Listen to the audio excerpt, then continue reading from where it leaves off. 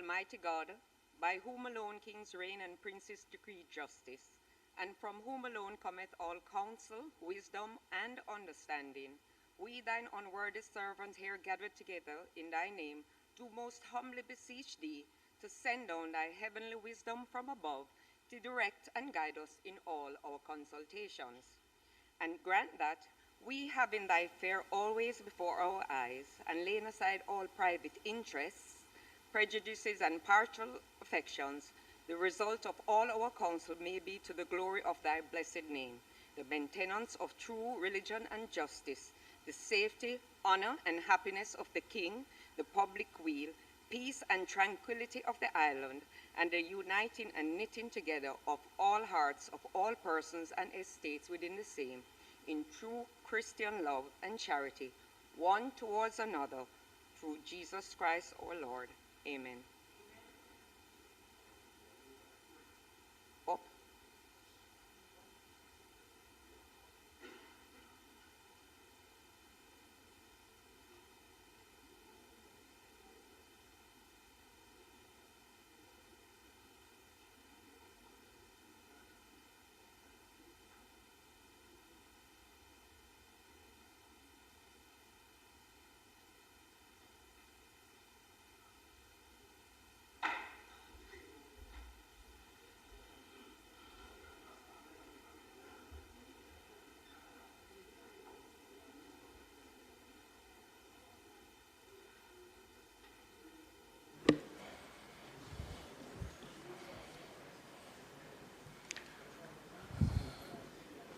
As we commence the sitting, the Houses of Parliament,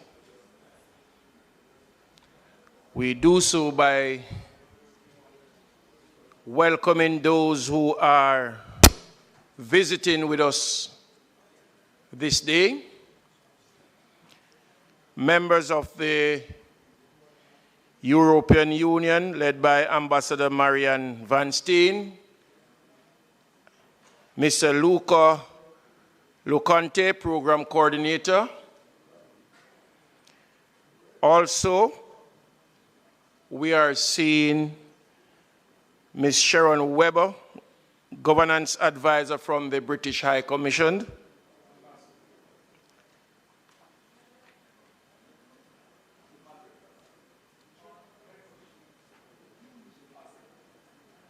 Members visiting from the Chetwood Memorial Primary School, all the way from Northwest St. James. I think they're here to listen attentively to their Member of Parliament, Honorable Deputy Prime Minister, Dr. Horace Chang.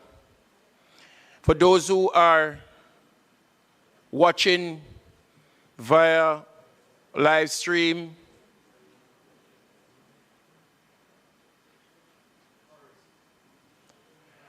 those who are visiting on live stream, watching live stream, and also on PBCJ, we welcome you all to the sitting this morning, this afternoon.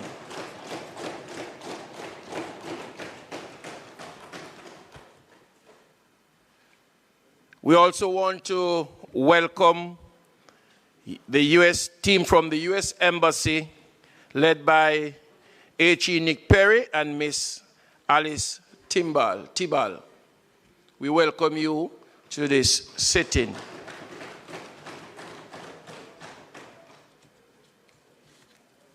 Call of the roll. Mrs. Holness, Mr. Bartlett, Mr. Holness, Dr. Clark, Dr. Chang, Ms. Grange, Mrs. Williams, Mrs. Malahoo Fort, Dr. Tufton, Mr. Mackenzie, Mr. Chuck, Mr. Vaz, Mr. Charles Jr., Mr. Green, Mr. Morgan, Mr. Hutchinson, Mr. Terrelong, Ms. Smith, Dr. Dunn, Mrs. Cuthbert Flynn, Mr. Main, Mr. Davis, Mr. Whitter, Mr. Brown, Dr. Brownberg, Dr. Charles, Mr. Chin, Mr. Cousins, Ms. Crawford, Ms. Daly, Ms. Davis, Mr. Golding, Mr. Graham, Dr. Guy, Ms. Hamilton, Ms. Hannah, Mr. Enriquez, Mr. Henry, Mr. Hilton, Mr. Jackson, Mr. Lawrence, Ms. Lee, Mr. Miller, Mr. Montague, Ms. Morrison, Mrs. Nita Garvey, Mr. Paulwell, Mr. Phillips, Dr. Phillips, Mr. Robertson, Mr. Robinson, Mr. Samuda, Mr. Shaw, Mr. Siblis, Mr. Slowly, Mrs. Vaz, Mr. Warmington, Dr. Wheatley, Mr. Williams, Mr. Wilson, Mr. Wright, Mrs. Malahoo Fort. Thank you, Mr. Speaker. Statement by ministers. Mr. Speaker, I'd like to join you in welcoming members to the sitting of the House today, and particularly to welcome the members of the gallery who are here, their excellencies from the Diplomatic Corps and students from high schools within the St. James community, as well as other members of the constituency of the Deputy Prime Minister and a member for St. James Northwest, who of course will be delivering his contribution to the sectoral debate at a later point today. Mr. Speaker, as is customary, we would move for the deferring of the items leading up to public business so as to allow for the member to make his presentation ahead of. And then we'll do then a recommittal of these areas, in particular to deal with motions to be given orally. So,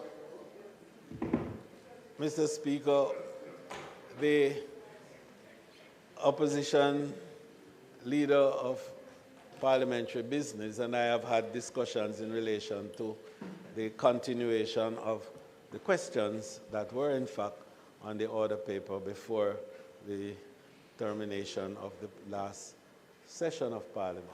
And as per the rule, these questions can be retabled, and I expect that they will be in short order so that those questions which members would want to have answers for can indeed be allowed to have its course. Mr. Speaker, I therefore move that we suspend the agenda items down to public business in order to have the member from St. James Northwest, Deputy Prime Minister of Jamaica, and Minister of National Security, Dr. the Honorable Horace Chang, to make his presentation. Members, as it is requested, the question is on the floor. Those in favor? Aye. Those against, the ayes have it. Member from Northwest St. James.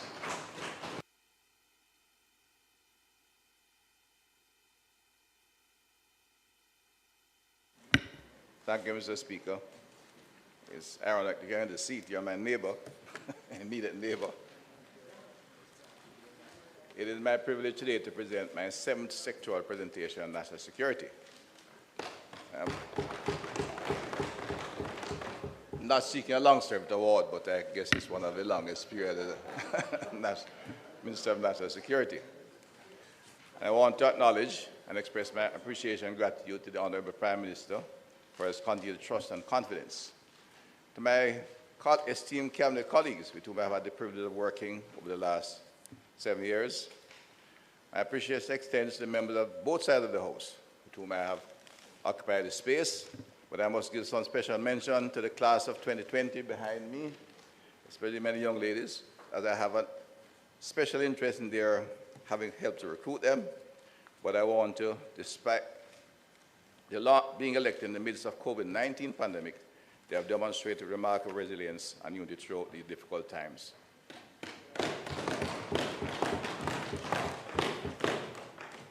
Members of the diplomatic corps have joined us today. They are partners. They have been named, but I have to make a repeat as many of them represent international partners that I have had the privilege of working with over the last few years in the area of national security. The European Union, the US Embassy, and the British High Commission, otherwise known in the security circle, the ABC partners, and the members of the Chinese Embassy who is present. I also express my appreciation and welcome to all of you. I want to acknowledge my Minister of State, Honorable Juliet Cuthbert-Flynn, who sits behind me and beside me at all times. Hardworking, energetic, and efficient. To my Permanent Secretary, who has been only with me for a year, Ambassador Alistair Stone-Roof, coming from the Ministry of Foreign Affairs, has really brought a breath of fresh air to a very difficult ministry, and our diplomatic skills are proving very useful in taking on the difficult issues in the ministry. The Chief Technical Directors, all members of the staff of the Ministry of National Security, the heads of agencies which make up the complex ministry that is responsible for public order, public safety, and the general security of our country. Of course, I extend my heartfelt appreciation to the great constituency of Northwest St. James for electing me for the 5th consecutive term, making this a historic achievement as the first member of Parliament in this constituency to achieve such a milestone. I'm indebted to the dedicated team of councillors led by Senator Charles Sinclair, supported by Mr. Joshua Cummings, elder in his church, alongside Mr. Damian Brown, and the recently elected Ms. Donya Allen Thompson, the sole female councillor of the St. James Municipal Council. So you have to hail from Northwest St. James.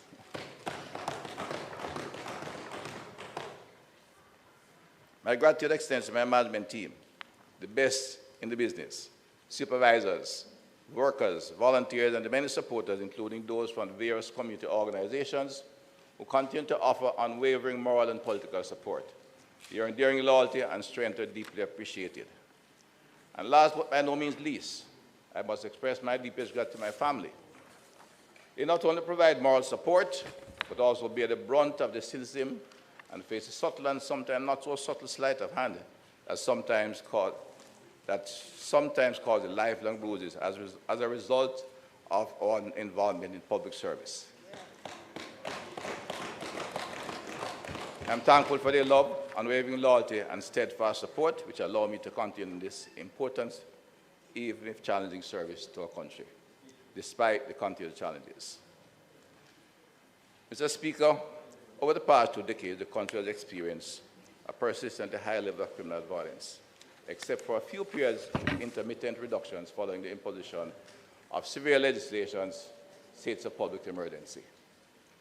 The Ministry of National Security has the awesome responsibility of ensuring crime reduction, public safety, and public order. This mandate is compounded by the great sense of individualism and freedom that exists within our society, without the associated sense of responsibility to the nation state. This, if left unchecked, can fuel an escalating level of disorder. Moreover, our strategic location in the Caribbean, combined with our inherent entrepreneurial and creative spirit, makes the country a prime location for sophisticated transnational criminal activities. As a government, we knew we had to change tack and direction to effect real change and transformation. We knew it would be costly, both financially and politically. But with the unwavering support of this Honourable Prime Minister, we set the course, and we are now seeing the results. As I will highlight today, the journey has been based on 3 strategic policy directions, namely, 1, transforming and strengthening our security agencies, in particular the Jamaica Constabulary Force, our principal law enforcement agency. 2, transformative investment in socially challenged communities in a holistic manner. And 3, ensuring an effective legislative framework in which to operate. Mr. Speaker, I will first deal with the law enforcement agencies and their capacity. I know my concerns expressed, but let me go through that fairly quickly, as I've said some of these things before. The strengthening of the JSF involves a holistic transformation program. It's currently in full gear and proceeding at a steady pace. The program encompasses a range of initiatives focusing on people, operational capacity, and the delivery of high-quality policing services to the public. It is to be noted that the investment program was interrupted by COVID-19 pandemic, but we focused and continued on the primary features that would impact on the quality of the police force and its professionalism. A critical area of program is the improvement of the physical infrastructure of the force, which has been abandoned or neglected over the last 50 years. In fact, indeed, since independence. Indeed, from its formation over 100 years back. This initiative is not only providing a conducive zone for work for effective law enforcement, it serves as a significant moral booster to officers so that they can go to work in a functionally appropriate space as professionals they are. We set out a process in a very structured and systematic way, as we do in almost all what we have attempted in the security forces and social investment. As a result, the government initiative, Project Rock, Rebuild, Overhaul, and Construct was developed. It is geared at providing modern, citizen-friendly facilities for both the police officers and the citizens they serve. Madam Speaker, for the first time in our history, we are building new police facilities with embedded features designed specifically for the operations of the law enforcement officers. We have blueprints for police stations, where all new construction adhere to standardized features based on their size and service demands and essentially to professional requirements. In a bid to expedite the process, the government not only engaged the Consolidated Fund and the Ministry of Finance, but collaborated with the National Housing Trust and the Jamaica Social Investment Fund for additional capital expenditure. The National Housing Trust focused on areas where they have built homes. Security is crucial to the communities, where Social Investment Fund directed its assistant to bringing opportunities to areas that have particular challenges in keeping with its mandate in dealing with extreme poverty. Madam Speaker, this reflects the high priority this government placed on achieving public safety for its citizens. Under Project ROC, we can report that to date, we have 14 new fully rehabilitated police stations with the requisite design features, namely Shady Grove in St. Catherine, Port Antonio Olympic Gardens in corporate area, Mount Salem in St. James, Spring Hill, Franklin Town, Adelphi, Lionel Town, Four Parts, Denham Town, Monique, Bogwalk, and Hopewell. Hopewell, the most latest, has all the required features we have put in place for a modern, interconnected police station. 5 new stations are currently under construction, namely Frome, Little London, Stonehill, Anchovy, and Lacovia. The 3 major construction projects are on track. The Westmoreland Divisional Headquarters, which could become the area headquarters, for which we broke ground recently, is under construction and proceeding smoothly.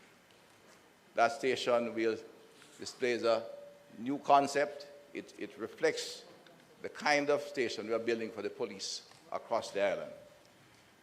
The St. Catherine North Divisional Headquarters, for which we are about to break ground anytime now, and of course the Specialized Operation West Facility in Montego Bay, representing a combined investment of nearly $15 billion in new police facilities.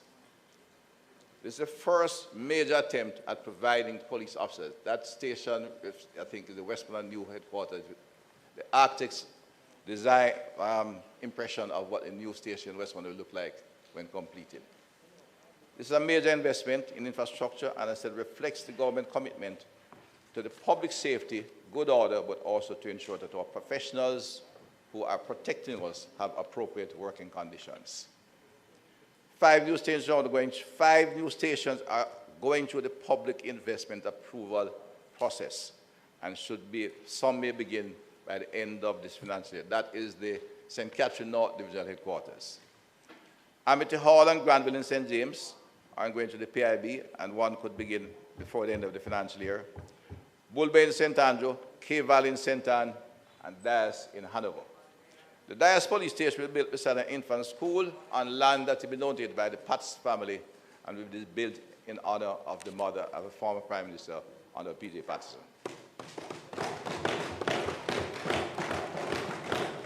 They're all slated for construction, and some are like to begin before the end of this financial year.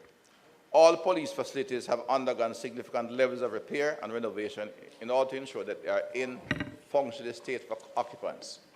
In fact, it was made an order that all police stations with acute problems, especially sanitation and security, should be addressed even in the short term before we do the full rehabilitation of the station. A number of stations have undergone major rehab in order to accommodate the full digitization program of the force. That too is a major aspect of rehabilitation which we'll segue into. The public can say that they are witnessing tangible efforts by the government to truly professionalize the police force and to provide them with infrastructure befitting of their professional status. The area that generated most interest, of course, is that of a technological transformation. Mr. Speaker, globally, policing has seen digitization and the adoption of new technologies playing a crucial role in improving efficiency and performance. In this regard, the Jamaican police are ahead of the curve as we seek to strengthen the capacity of the police force. The use of technologies of force multiplier is a vital component of ensuring that the police will be efficient and effective across the country. In the last 5 years, the JCF has executed several significant changes and projects, starting with the establishment at the human resource level of a technology branch headed by an assistant commissioner of police to manage the entire technological transformation of the force, working in collaboration with the ministry which leads on large projects. The build-out of the communications infrastructure includes the upgrade and expansion of the P25 radio communication network to ensure island-wide radio coverage, the upgrade and expansion of the JCF microwave network, the rollout of network connectivity across all police facilities using the JCF microwave network, government broadband network, GovNet, satellite connectivity, and all the modalities as required, ensuring that there be total connectivity of all our police facilities across the island by the end of this financial year. Madam Speaker, efficient communication, Mr. Speaker, efficient communication in real time at any time, anywhere in the island, is maybe the most far-reaching change we are establishing in the Jamaica Constabulary Force. The digitization and automation of the force's business process will, of course, leverage that foundation laid with effective communication infrastructure. We now have the replacement of the big books, as I've said before in the House, by the station record management system and case management systems. Issuing of traffic tickets using handheld electronic devices, a very visible and important transformation. In fact, they don't make a joke of it, Mr. Speaker. You're aware. They used to say when you meet the police on the road, they say left or right. Now they're saying the police are issuing tickets left, right, and center. And they're going there. Reflects that our officers are keen on public order, but any little loophole left, we like to place all kind of blemishes in our officers. But with the introduction of an effective ticketing system, that has gone its way, and we are doing much to improve order on the road. Still a big problem. There are more cars on the road. You're aware. We are friends in Montego behind the emergence of the markets and the etc. that drive with a certain speed at all times, wherever they are. But that's the nature of the public order issue. Vehicle tracking and monitoring using the Amber Connect fleet management system, which is primarily new vehicles, is in place. The procurement of an enterprise resource planning system, support asset management, requisition and budgeting is in place, will be fully operational this year to ensure that the investment we are making in infrastructure and equipment can be effectively managed and maintained. The presence of the Smart Check application in the vehicles and on mobile devices to all the officers in the field to access critical information in real time is important to the effectiveness of their work. The police emergency dispatch using the upgraded CAD system is in place. Biometric ID capture using the upgraded multimodal biometric identification system is in place. The capture of field confrontation and interaction using body-worn cameras. We have deployed 568 within our existing resources. But, Mr. Speaker, we know that there's very few incidents these days of people shouting, blocking the road, and calling for justice. We will continue to acquire the cameras, but it is not the urgency we some to make of it, quite frankly. The police has been effective in using the tools we have given them, in the training that have been introduced, as I demonstrate later, and they are moving in a highly professional way to ensure that those they apprehend are those that need to be apprehended.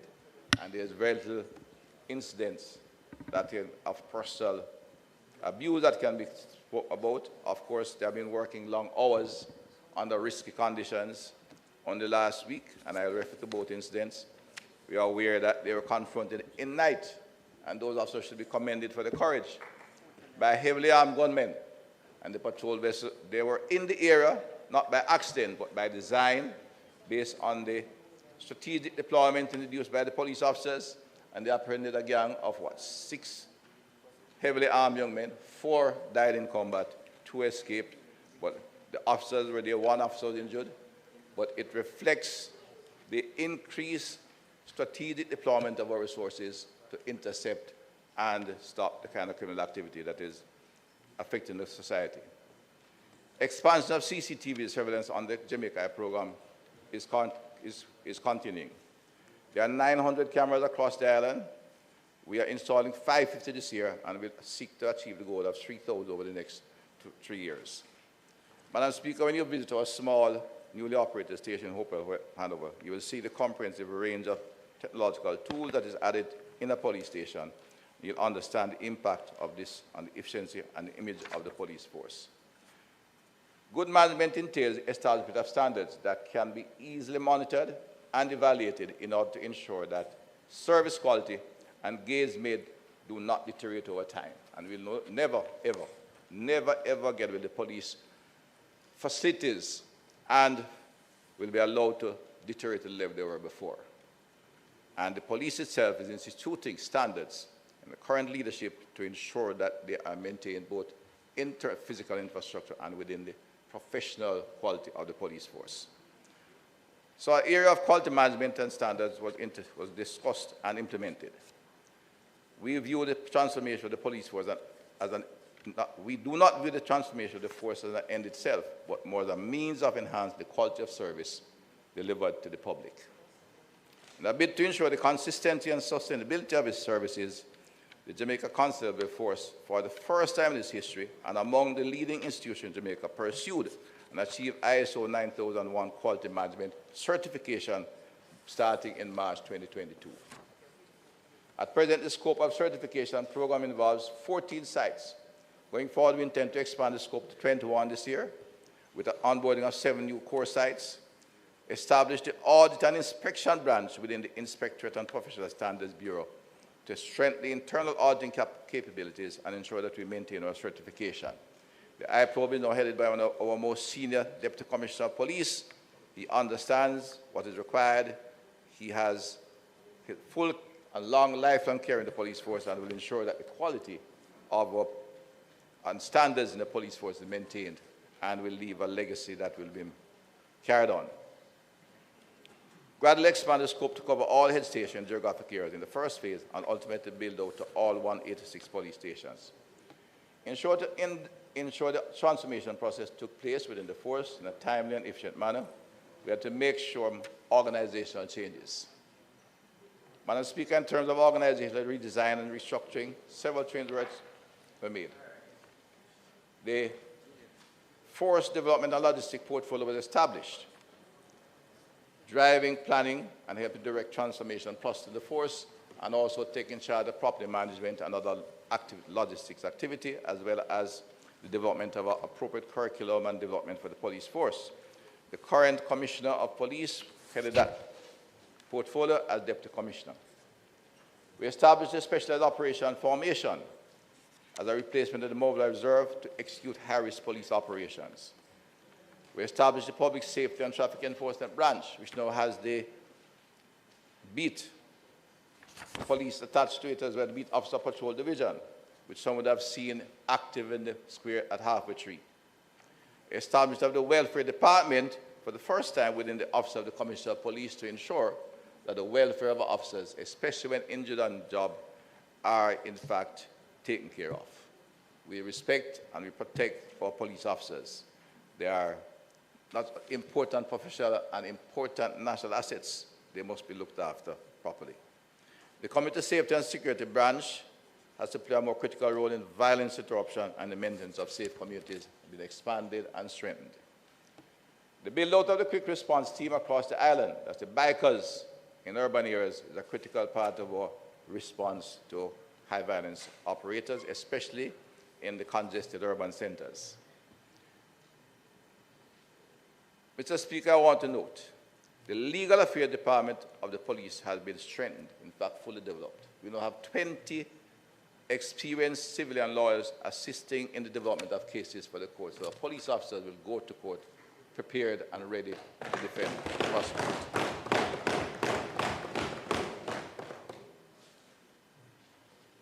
Mobility-like communication is crucial to the effectiveness of the police. They must have adequate mobility to be present and visible on our roadways to quickly and effectively respond to citizens' calls and critical incidents and for managing public order. The government has invested significantly in police vehicles, both bikes and pickups and SUVs.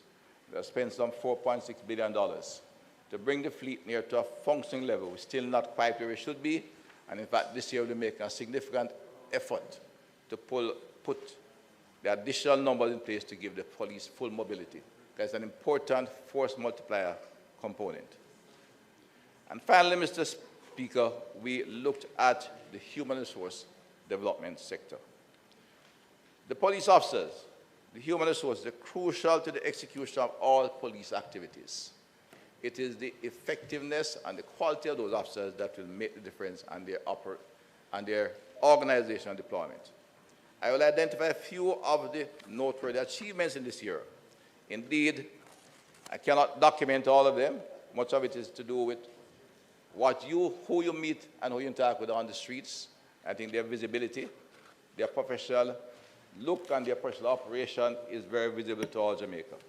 I think members of the Police Federation are here and a number of officers. I want to welcome them. But I think every Jamaican can take pride in their police officers. They see them operating on our highways and our communities. In terms of the full development of the force, for the first time in the history of Jamaica, we have brought the police to establishment level. 14,000.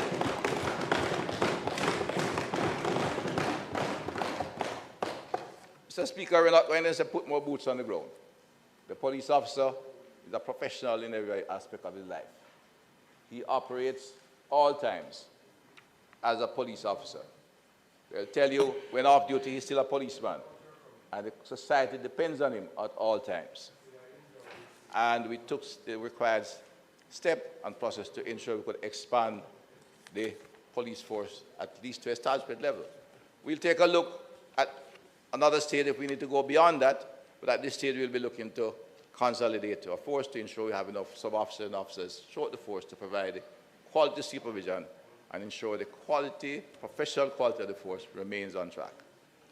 Staff welfare was institutionalized, indicated before.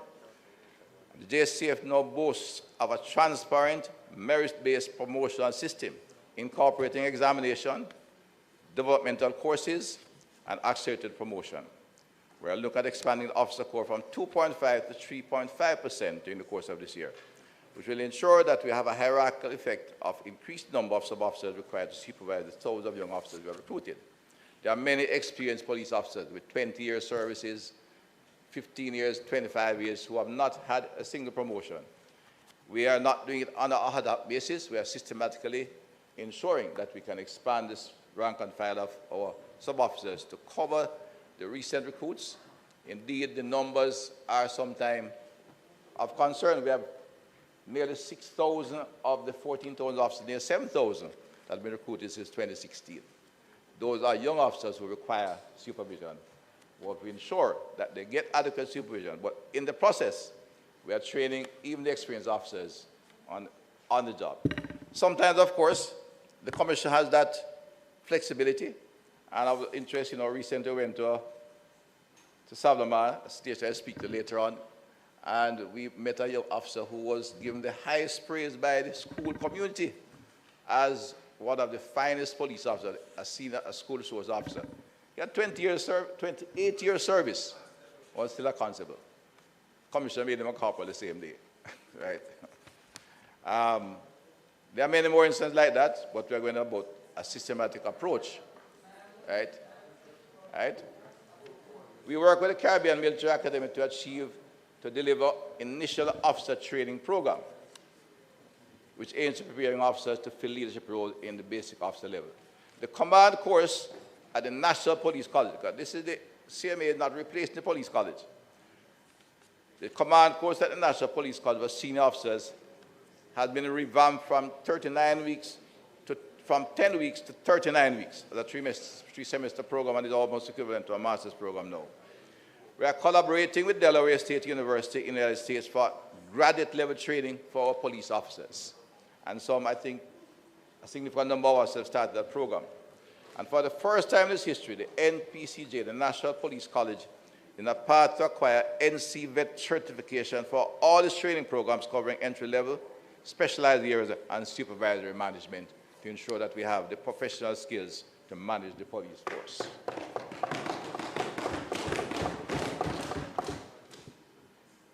Mr. Speaker, one that I think everybody interested in. We know we have accidents, but the School of Motor Vehicle Driving at NPCJ is now an accredited training institution offering NCT vet accredited training in commercial driving at all levels. Important as a government, we have provided the best compensation package for police officers in the history of this country. As a government, we have provided the best compensation package for police officers for the first time.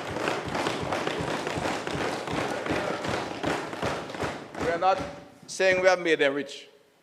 What we have sought to do is to bring the police officer at least at a competitive level in our society. I cannot compete with North America and Cayman, but they should be competitive in Jamaica. And I think we have done that and laid a foundation.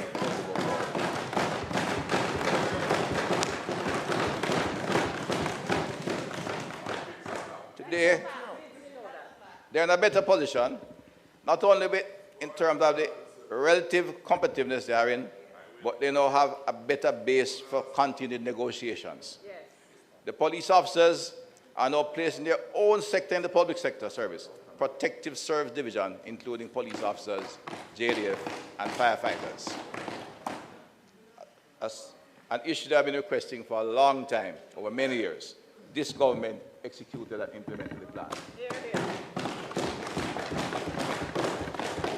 Among maybe a small gain, but a very important thing to note, is that one of the more lasting impact of this readjustment in compensation is that the retired police officers will retire with a pension.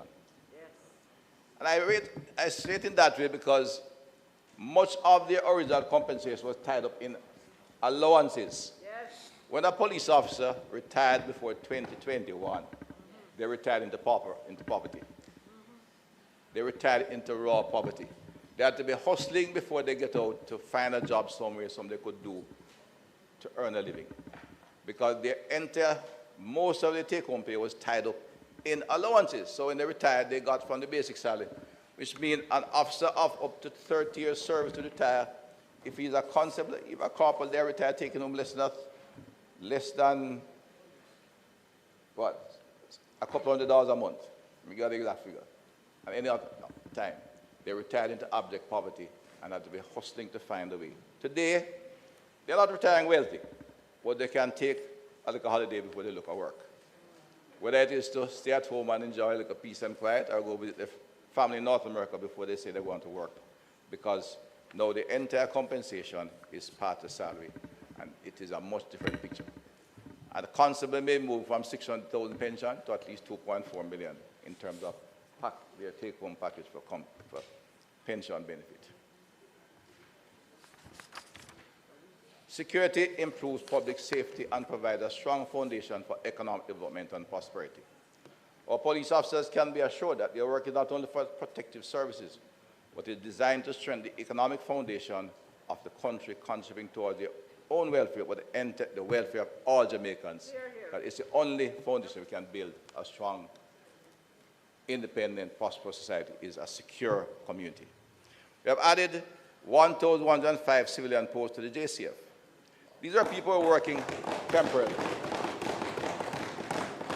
for years, and they were at the very bottom, worse, not badly treated, because when they retire, they could only get a nice pension, which is a good thing.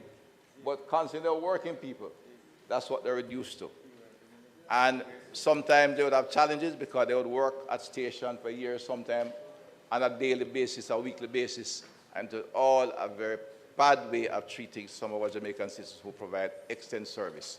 This government changed that. Yes. Ensure them. I must comment, Mr. Speaker, not only commending the outgoing Commissioner of Police who retired recently after serving his country some 42 years in security, but in the selection of a successor, all 4 deputy commissioners were interviewed. I emphasize all 4 deputy commissioners because all 4 had the capacity to lead the Jamaica Conservative Force. It's the first time in over 30 years that we could look without hesitation, without discussion, at the police force for providing their own commissioner. Right? You know, even when a police commissioner was appointed on the force, it is known that we brought in some strange people to literally do the work, if not supervising them. Behind them were some people who were not Jamaicans who were dictating what happened in the police force. We built the force in such a way that young police officers can look toward become commissioner as Jamaicans. The continued evolution of the force and its expanded size and increasing use of technology, it was decided that change management skills were deemed very critical going forward. Indeed, you are looking at somebody who had to be a CEO, in addition to being an outstanding police officer. Consequently, the Public Service Commission, the Police Service Commission, found Dr. Kevin Blake as the right person at this time. His experience in the police force includes intelligence, logistics, policy, research, geographic policing, and makes him highly qualified as an individual. In fact, Dr. Blake's intellectual acuity makes him a chief executive of any company in Jamaica. And we must understand and note the police force is maybe the largest company in the country. We have the commissioner oversees a body of some 16,000 people. He has a first degree in computer science and mathematics, master's in computer-based management system, and a PhD in sustainable development. These proficiencies and skills are critical to the successful administration of a large organization that operates in a dynamic environment. We are indeed pleased to have Dr. Blake as our new commissioner, a truly Jamaican success story. Indeed, Mr. Speaker reminds me of another young man, by saying passing, who come from St. Catherine, went to one of those, not one of those famous school ties, now he's the executive of the country. Madam Speaker, the smooth and seamless transition from Major General Anthony Anderson to Dr. Blake is testament to the level of human resource development that has taken place within the organization. There will be some hurdles along the way, but I'm confident we can overcome them. I retain a regular connection with the Commissioner, exploring the current and emerging trends. However, I do not interfere in operational matters, but continue the program of investment to ensure that we can take the force to where it should be in the 21st century. I want to further express my deep appreciation to Major General Anthony Anderson, who over the past 6 years initiated the broad range of changes that helped to ensure that we could take this police force to the level it is today. He is on a holiday, respect. Young officers can now look to the kind of carrying the force. Finally, Madam Speaker, on the security side, let me speak before I. Territorial integrity and security are critical elements of our law enforcement and defense apparatus. It focuses on the prevention of transnational criminal activity and the breach of persons through the borders. Several entities come together to ensure the security and control of our country's borders. Because transnational crime is always a clear and present danger and a risk to our society. Transnational criminal activity. Jamaica is between two large continents. To our north is the largest commercial market in the world. The United States and the Canadian economy may be controlled in terms of commercial activity and buying power, maybe a third of the world's economy. In simple language, it's the market of desire and the destination of all and this across the globe. But we sit in the middle, and south of us is some of the biggest producers of contraband drugs, minerals, and another point of source of all kinds of other activities. It is that reason why the government and all governments have tried to make Jamaica an important logistics center, because we are a good crossroads point. The pirates of many years ago, hundreds of years ago, proved that. But we have to, on the security side, ensure our country's borders are well protected. It involves a number of agencies, JDF Coast Guard, which we have in fact re-equipped, the Marine Police, the Customs Agency, and the Passport and Immigration Agency. It's worth noting that the head of the JCA is now a member of the National Security Council, that's the Customs Agency.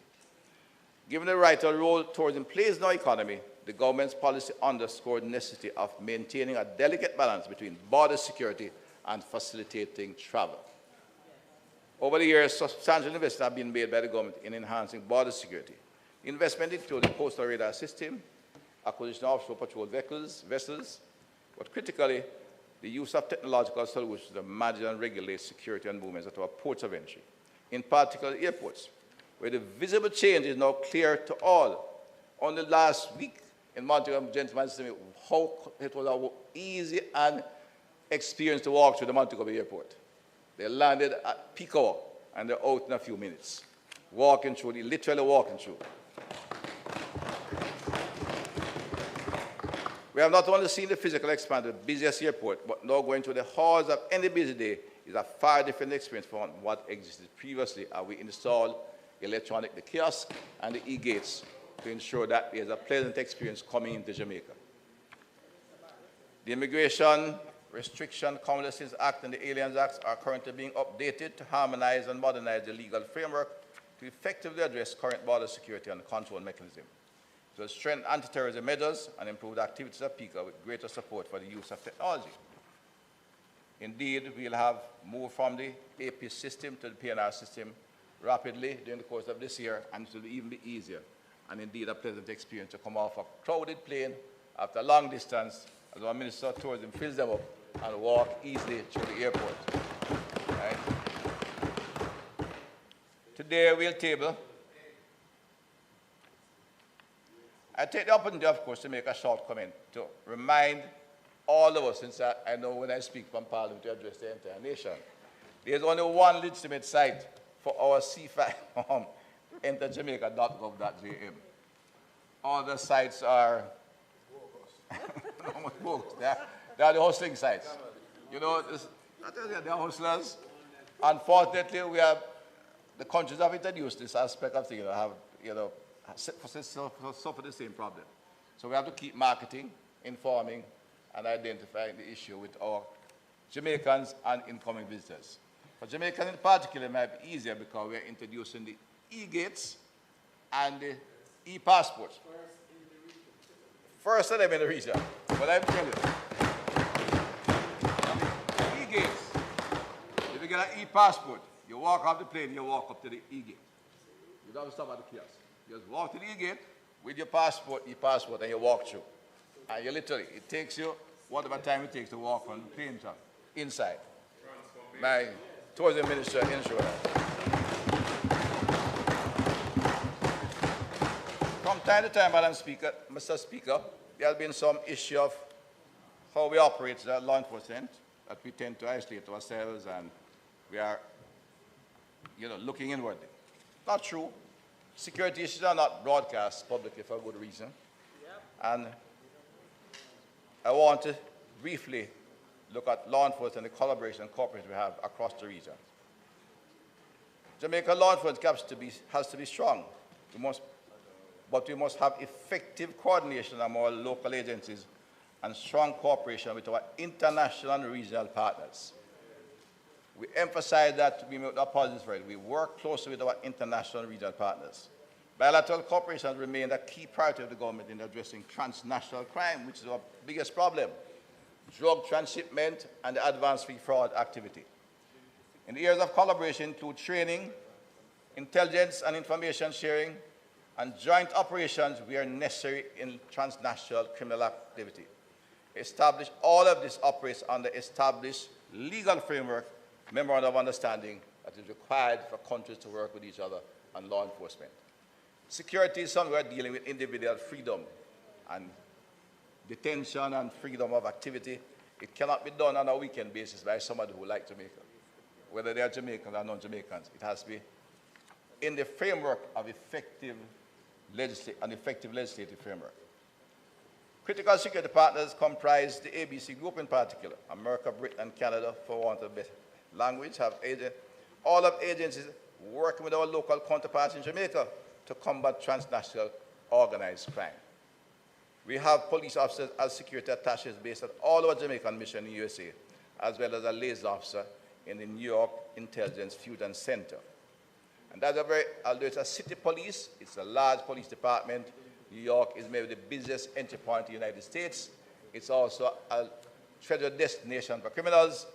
The police have a very senior intelligence officer operating in the Fusion Center in New York. So, and our diaspora are welcome to make contact with any of our officers in the United States. We have a senior superintendent in Washington, D.C., and an inspector in Miami, and the officers in New York, and several inspectors. We also have implants at the CARICOM Gun Intelligence Unit in Trinidad, and impacts and the Intelligence Fusion Center in Trinidad and Barbados. Madam Speaker, it's crucial that the citizens feel the benefit of the change and this transmit not only to public safety and good order, but to other services critical to the welfare of citizens. It's the policy of the government that service delivered by state agencies should meet minimum quality standards. We believe that these services, which include those delivered by our various security agencies, must be delivered in an efficient, city-centered manner that affirm the rights and dignity of the customers. To enforce our enforcement capabilities, with digitization and integration of cutting-edge technologies, we have significantly addressed several inefficiencies and pain points of service delivery among notable improvements. Implementation of an online application system for police certificates of criminal records to eliminate the long lines at the respective offices. Yes. Implementation of online passport issuance and renewal application systems at PICA. Issue of electronic e-passports. Implementation of electronic e-gate self-service immigration kiosk. Implementation of online tracking system for applications submitted to the FLA. Implementation of an online process for the renewal of private security regulatory authority. Introduction of an electronic ticketing system for the motor vehicle offenders. The anticipated opening of the brand new state-of-the-art forensic pathology suite will significantly reduce the wait time for post-mortem examination. This will essentially mean a total renewal of Institute of Forensic Science and Legal Medicine, and one of the best facilities in the Western Hemisphere for forensics. Our commitment to strengthening law enforcement capacity has been strong, continues to be unabated. We are mindful that full return on investment will only be realized upon the completion of our initiatives. Nevertheless, we are witnessing good signs that our investment are steadily generating positive outcomes. Yes. The JCF today stands as one of the most advanced police force. I have seen them as one of the best institutions in this part of the hemisphere. Madam Speaker, Mr. President, not only the police look better, they all agree. The law is not telling them some of the female officers are distraction in court. But they are performing at a high level. They have indeed become the embodiment of professionalism under our policies and programs. Our policies and our programs have assisted the police force to get to this level. Major crimes have shown a consistent decline, but we know that the primary interest remains the issue of homicides.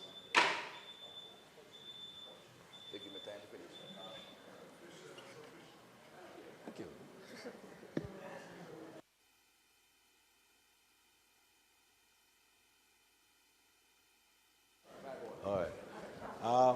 Mr. Speaker, the member's time for speaking having been expired, I beg to move that his time be extended sufficiently to allow him to complete his presentation. May it please you, Mr. Speaker. Members, there are some guests whom came in after we did the welcome, and at this time I will still want to extend a warm welcome to the members from the Chinese embassy led by Mr. Chang, the Zhang, members from the PMI team, I'm seeing them all the way up in the gallery there, and also members from the Hatfield Cultural Group. Thank you. The question is therefore placed on the floor for the extension of the minister's time to complete his presentation. Those in favor? Those against? The ayes have it. Member, you may.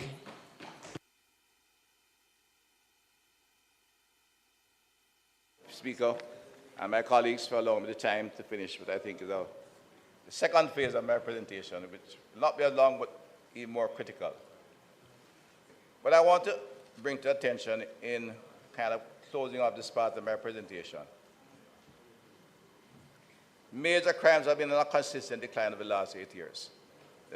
What I want to note, in major crime records, the lowest level in 25 in 2023, the year we just completed.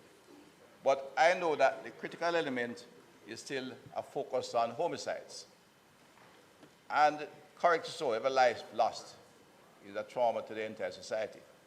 Although it is of interest to note that via surveys, including our own survey, which we do, and the LAPOP survey says that Jamaica has one of the lowest crime victimization rate and of the highest homicide rate, because the killing is among gangsters. They, of course, don't give us any reason to relax. But it is worth noting, Mr.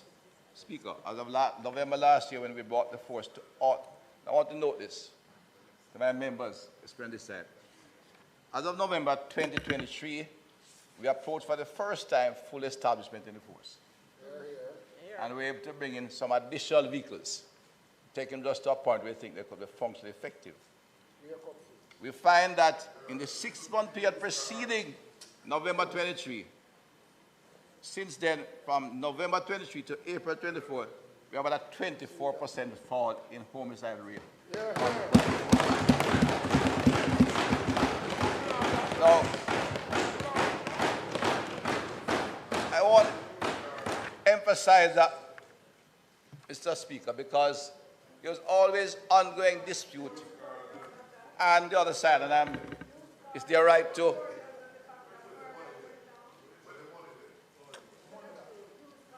it's their privilege and right.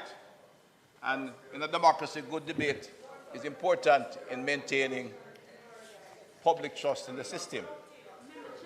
But we have always maintained that, well, let me say a few more. Gang wars have been significantly reduced. We have today have,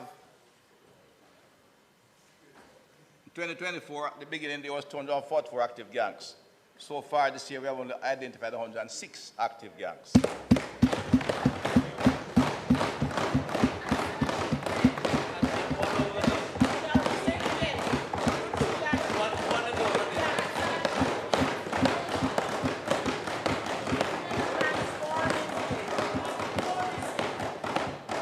We have seen 27 convictions in some 5 gang trials, including our famous Klansman trial.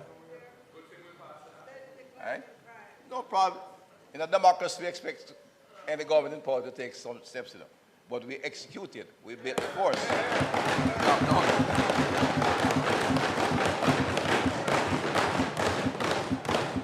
There are 5 gang matters before the courts. There are 5 gang matters before the court.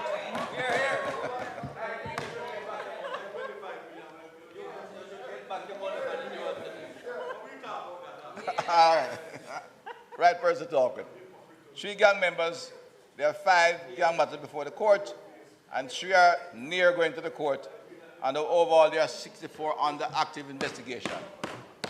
When they are under investigation, Mr. President, Mr. Speaker, they tend to get quieter, move out, disperse, and therefore doing less damage.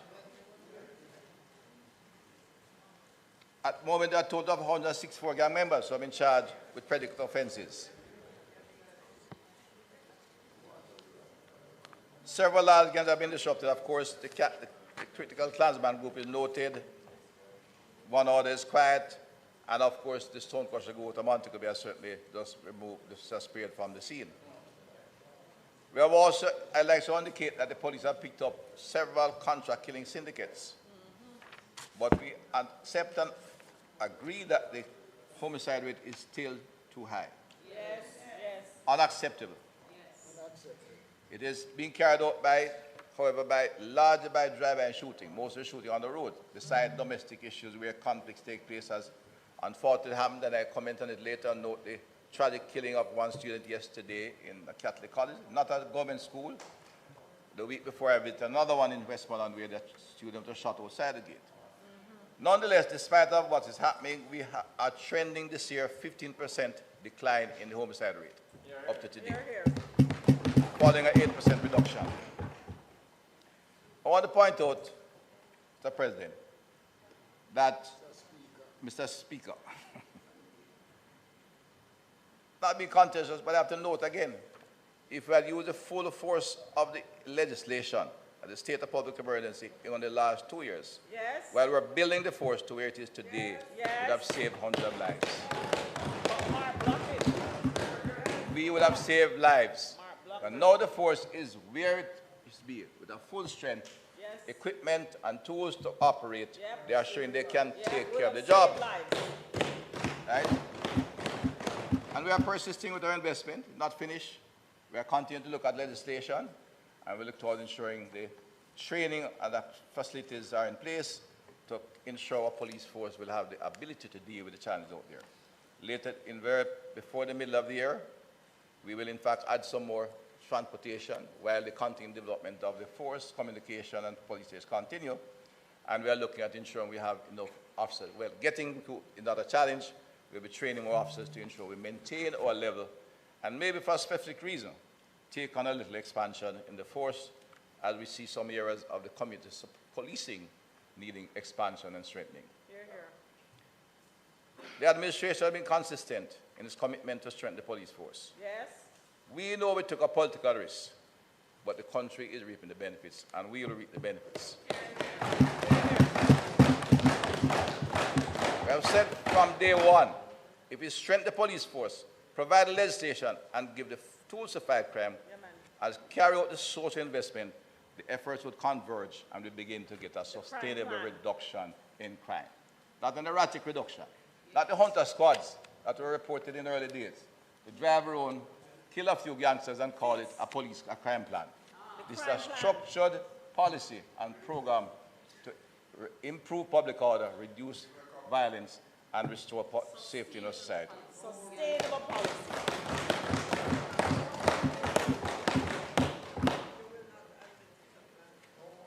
It is indeed, we made a statement many years ago.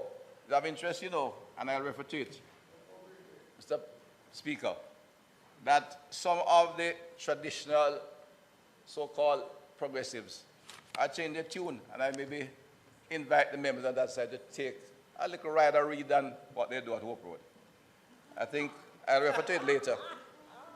But there's an article in what we might call the most sensitive part of that newspaper, news operator on North Street, the financial leaner, by 2 distinguished professors, which indicate clearly that the challenge you face in Latin America is that some have seen crime as a matter of poverty, and that security is not an issue they should. And so clearly that if we intend to get successful development, we have to combine the 2 things. And it's a challenge both ways. In fact, I'll read from one of it. The problem with this approach is that under current conditions, crime is sometimes motivated not by status, is motivated not more by status than by hunger, by desire to gain quick access to wealth and luxury without having to work for its criminals represent a perversion of the system, which in a way that illicit markets think of drugs, trafficking, prostitution, etc., are a perversion of the capital and labor markets. Security must be part of what Caribbean and Latin America's developed that effectively. Designing such a strategy and delivering the security many Latin American and Caribbean countries crave is perhaps the most difficult challenge facing many of the region's governments, but it is the most important one. This government took that challenge seriously and have designed a security policy to strengthen the security forces while seeking to invest in this.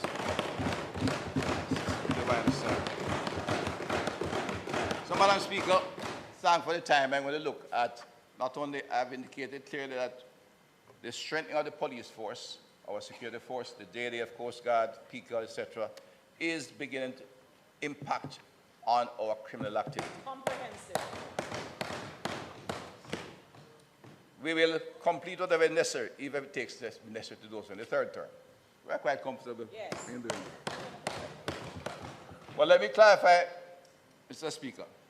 The Ministry of National Security is not a social service ministry, but we have a responsibility to coordinate government social investment program in vulnerable communities.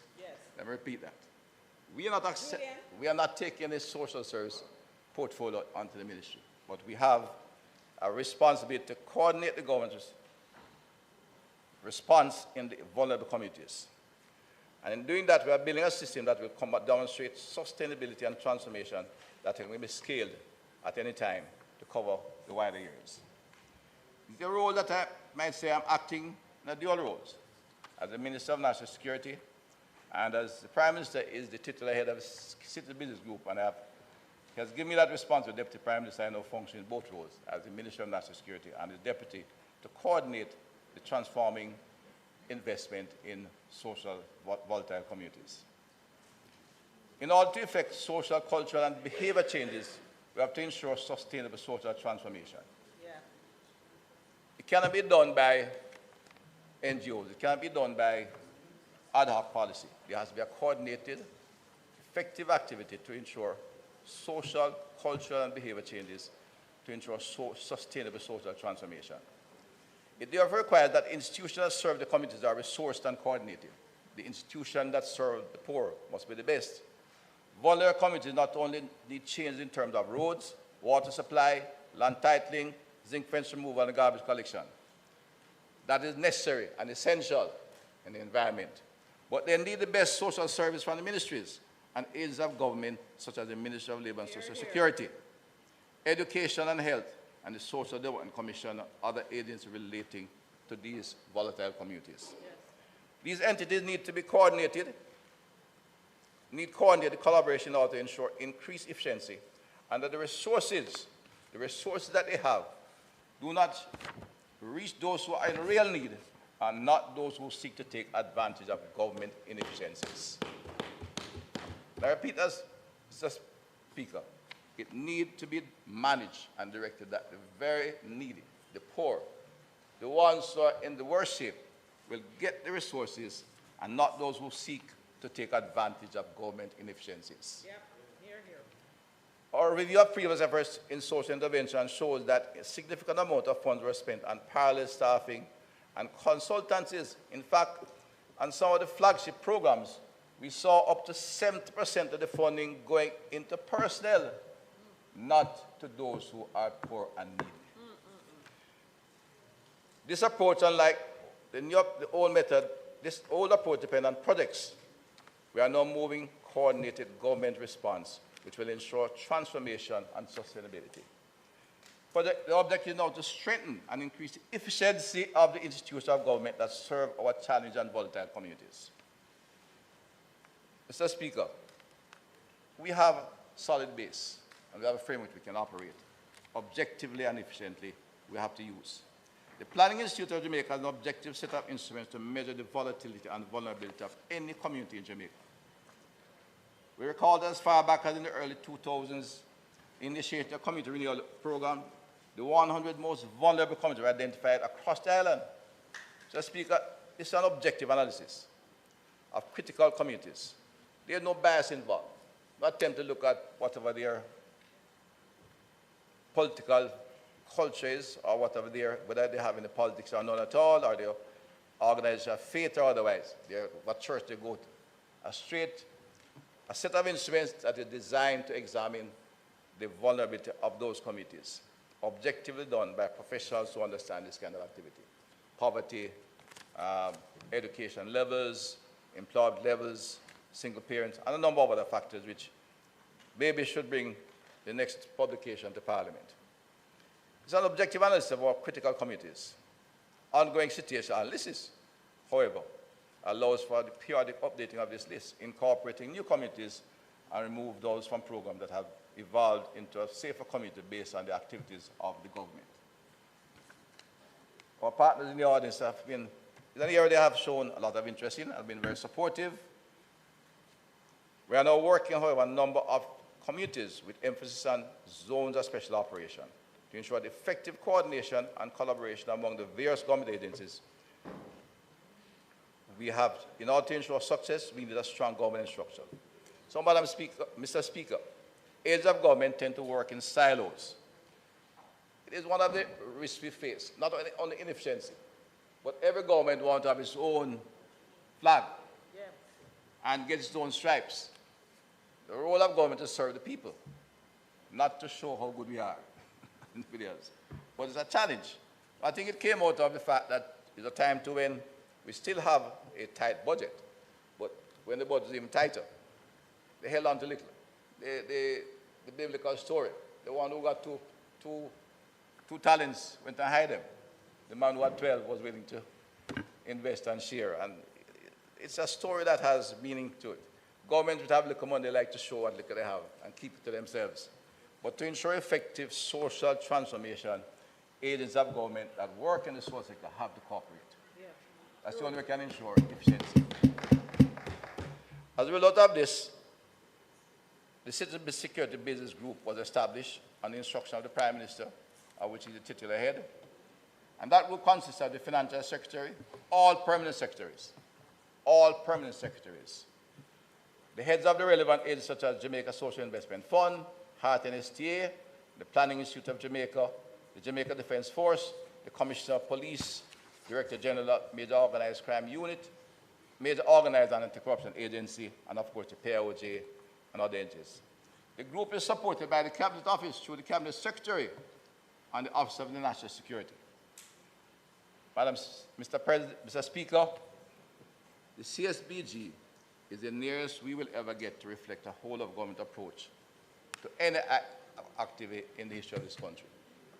We meet on a quarterly basis and review the activities. It was the instruction and requirement of the Ministry of Finance that every ministry should establish for themselves a citizen security plan line item. I think the impact of last year's compensation review did not lead to full implementation. But the activity of the group continued, and we have indeed have some results which I outline as we proceed. We meet on a quarterly basis.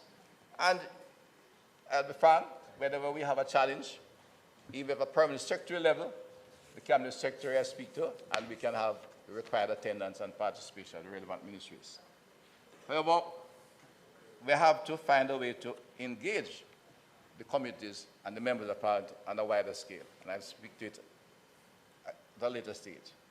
The security plan is the first such program to be instituted using the whole of government approach and involves the government, the community, and the international partners. I'll show how the program operates, outline our achievements so far, and discuss our ongoing achievements will advance the process of transformation within our communities. In this comprehensive program, some 70 social parameters or indicators were identified, dealing with all the type of ills that affect the wider society, and especially the inner city communities and deep rural communities. But we are reduced to 7 key indicators, the items to be monitored carefully to ensure that we are making progress and we make change when necessary. There's parental interface for training. Parenting is maybe one of our biggest challenges in all our communities. Single parenting who are unemployed and struggling to survive and having children after children, child after child. The training and certification of at-risk youth, which is always our program that every government have attempted, but it's of course deal with as at-risk youth who have left school. The creation of safe spaces in the communities, the rehabilitation of police stations to be user-friendly, provide facilities in the community that is not just there for lockups, but there that can be useful to the community in many areas. In fact, most of them have a room for community meetings. The Olympic Way may be one of the best urban model, and I think one was up in St. Andrew, which was there before, where a number of facilities are available to the community around. An effective governance framework, and of course, one of the outstanding issues which we only do every 2 years, and one is ongoing now, and therefore I cannot give a report on its changing status, but the tracking of corruption in justice and security agencies and departments. When then laid out the targets for each year with particular emphasis on the zone, we then laid out the targets for each area with particular emphasis on the zones of special operation. However, aspects of it were national efforts and could not be confined. This included the training of at-risk youth, where HART took a much broader approach, and the parental engagement we considered critical even at the beginning and could not be confined to zones. Entire program is designed for holistic implementation and will be scaled as required. The initial phase, Madam Speaker, the targets were as follows. And at this stage, I commend one of our partner, the European Union, who was among the early ones to contribute toward the funding of the city security plan. Our first targets were to have 400,000 parents interface in order to begin the process of healing trauma in the family, which is a major issue I'll have to expand on. In the 3-year period, certified and trained 58,000 at-risk youth. To create sanctified space across the countries. These safe spaces are green areas, walkways that are towards schools and critical and busy areas in the community. To have at least 74 police stations brought to the required standards. Not those which are being built, which have their design established, but older stations that need to be rehabilitated and brought up to a level that we consider more appropriate. 3 government-run shelters for victims of violence. I think the minister, he's here, but 2 are now functional, and a 3rd one is being opened at this point in time.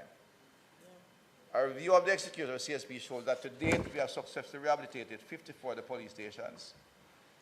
In addition to those we are doing on the rock, 75 safe spaces have been indeed created, and I said 2 government shelters are open and functional, and a 3rd shelter is under construction. Approximately 40,000 at-risk youths were trained and certified across the island.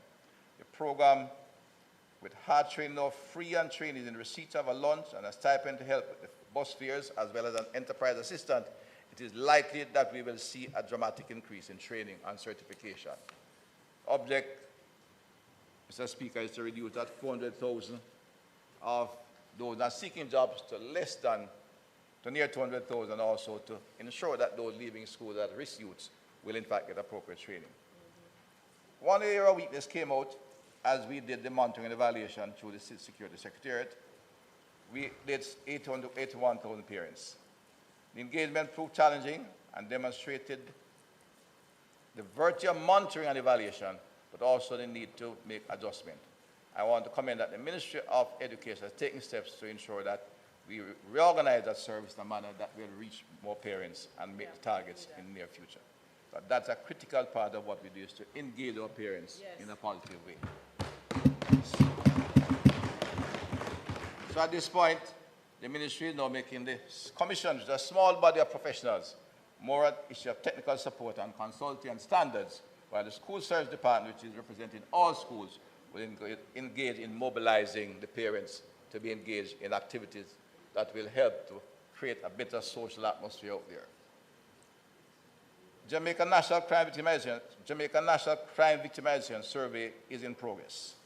And when that is out, we'll publish it to demonstrate what progress has been made in the last 3 years.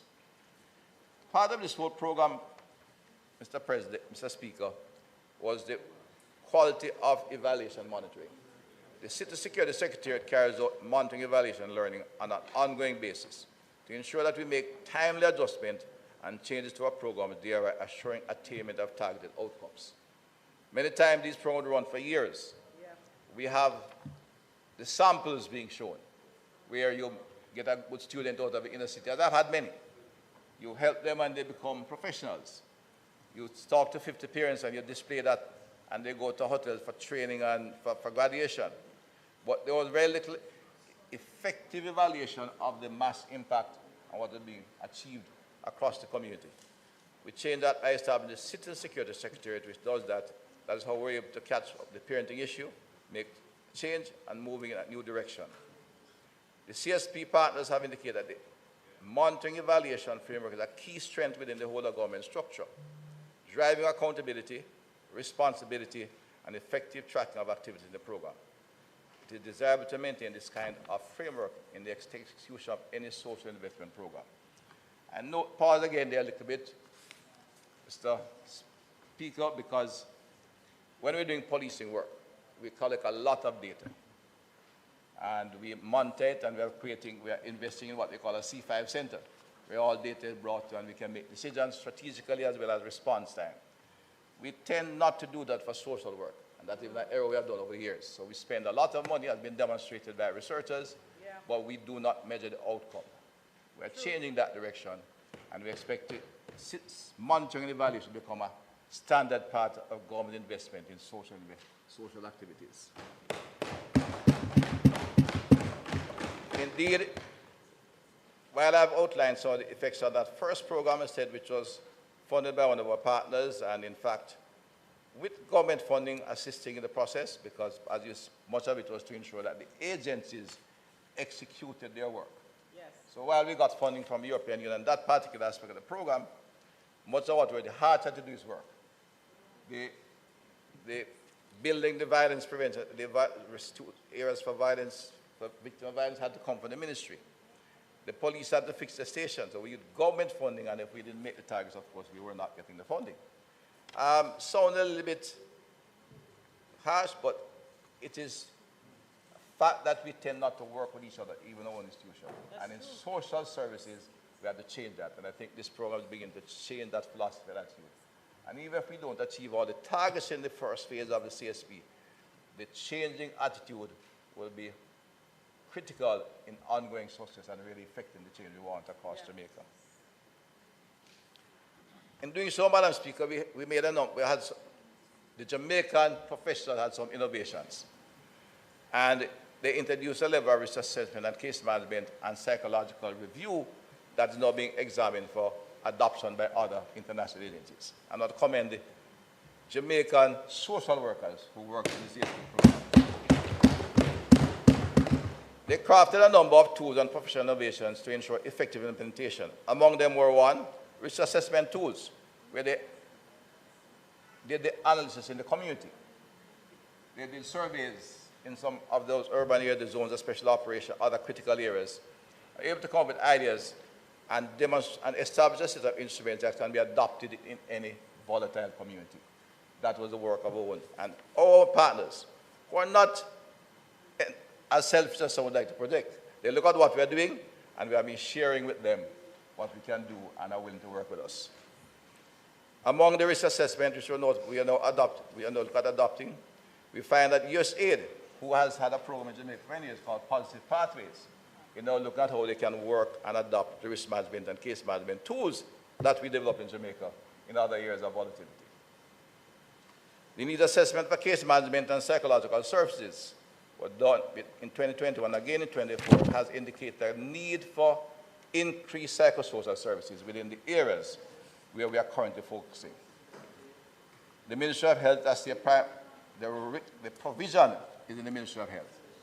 But when examined, the research indicated that in the area we surveyed, they demand to serve about 10,000 young citizens with psychosocial services.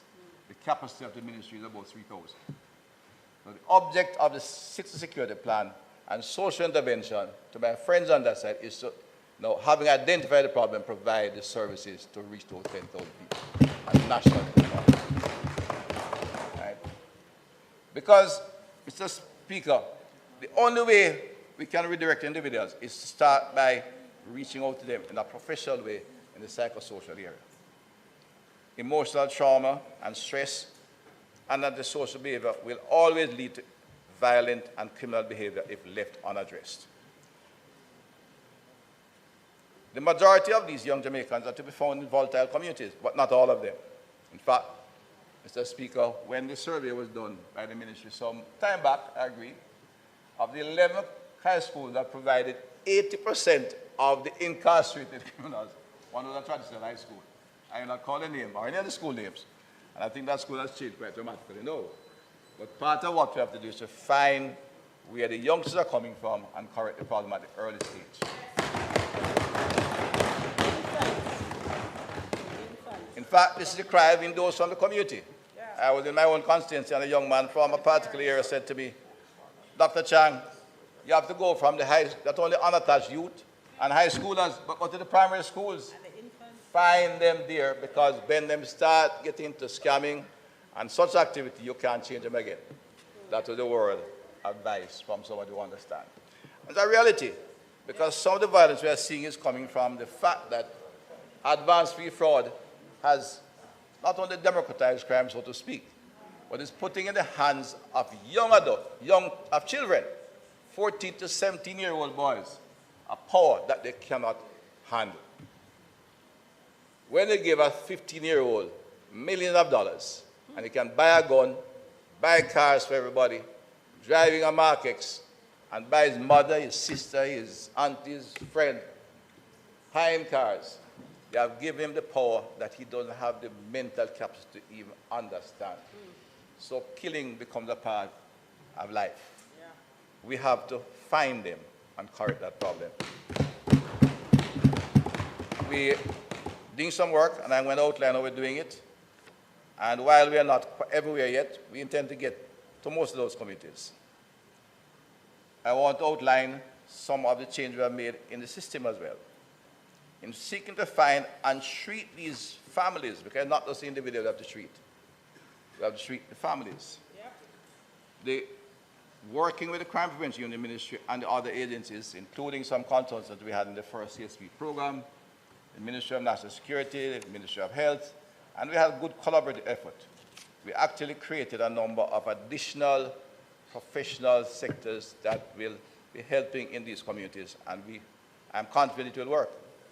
I understand the cry of my friend from a part of St. Andrew, and we're not ignoring him. I think you'll be seeing, he's a good MP, so he cries loudly when anything happens.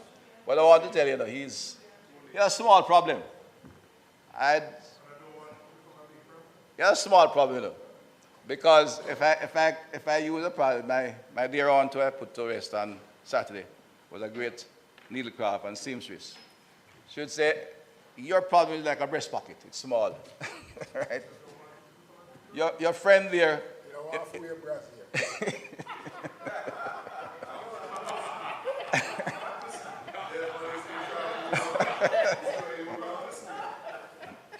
Your good friend, on that side, him have a pants with six pockets, 6 big pockets. His problem relative to yours. But we're going to reach them. But we have to design and work in a new way, and in doing so, we couldn't go take everything one time. We have to ensure a proof of concept and work on a number of years in collaboration with ministries, and in particular the Ministry of Education. In this year, what we have, a new social work creature we have created to all the members, a case manager. These are full-time professionals through the ministry, who currently are with the Ministry of National Security. At some point as we expand, we may have to examine that role. My minister is very involved in it. I've seen their work, and so have I. They conduct risk to violence assessment of individuals. They develop treatment plans, just like a physician for a whole family and individual. Instead, direct persevere support services. The aim is to bridge the gap between the needs and the available services. The case managers are supported by community liaison officers, which will engage and ensure that both of you have some of those liaison officers pretty soon. And of course, there's a group we're training now called Psychological First Aid Responders, trained by professional psychiatrists from the Ministry of Health. These are individuals who are already working or volunteering in the community, who are given the skills to identify challenges among individuals that they can refer them early before they become uncontrollable and cannot be helped. They refer families and individuals with needs to case managers, who in turn the case manager take them to the psychosocial support services and to the social support service in the Ministry of Social Service. It is worth noting that at this point in time, some of our international partners are examining the use of case managers in some ways as the violence interrupters, which we are not abandoning, but have shown they have challenges, and it may not be the best route to persist with. So the case management system is looking like something that we'll not only maintain, but could be expanded and copied by others, because it is proven to be a very valuable tool. In Salvamar last week where we were, we have 2 case managers. We need more. They are currently managing 70 students between Grange Hill and Godfrey Stewart.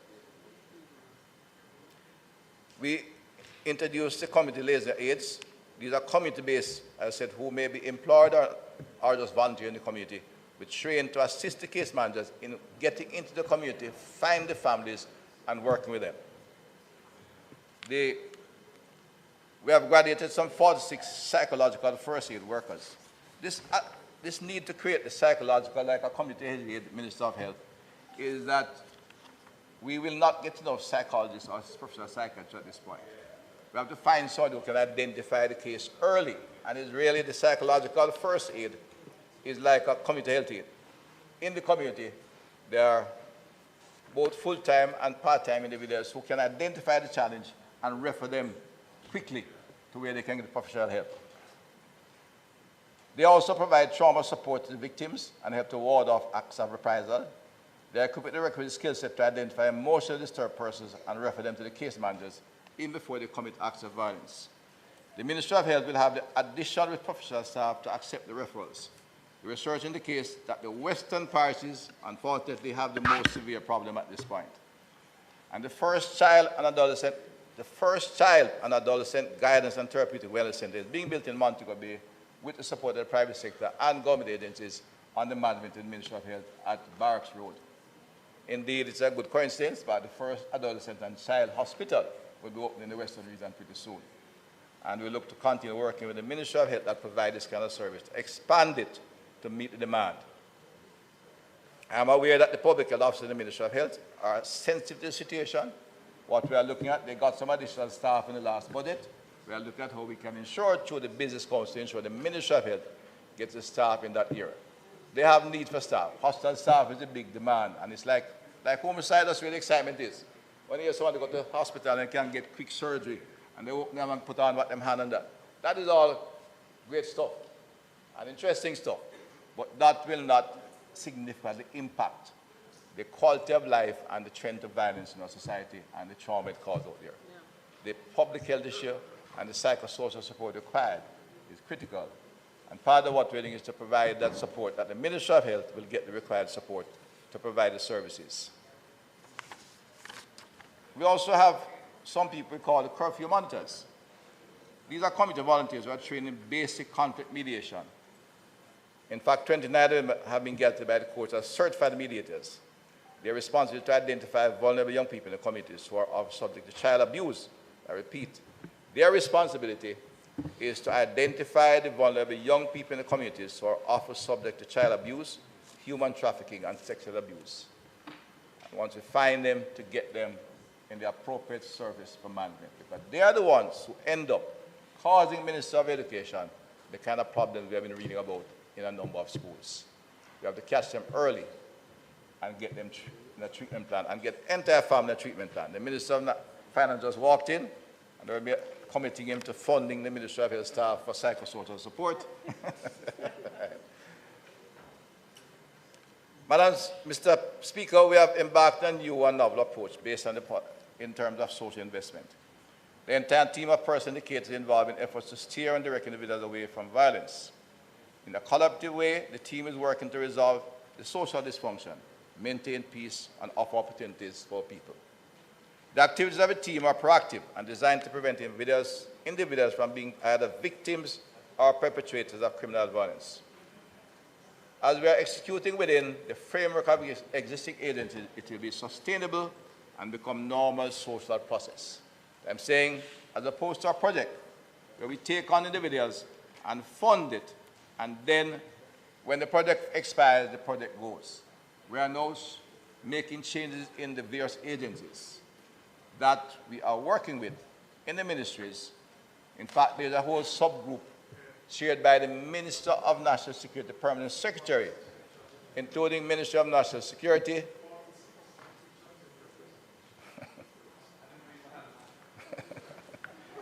the subgroup is chaired by the Ministry of National Security, Permanent Secretary, but we have the Ministry of Social Security, the Ministry of Education, and members of the Ministry of Local Government.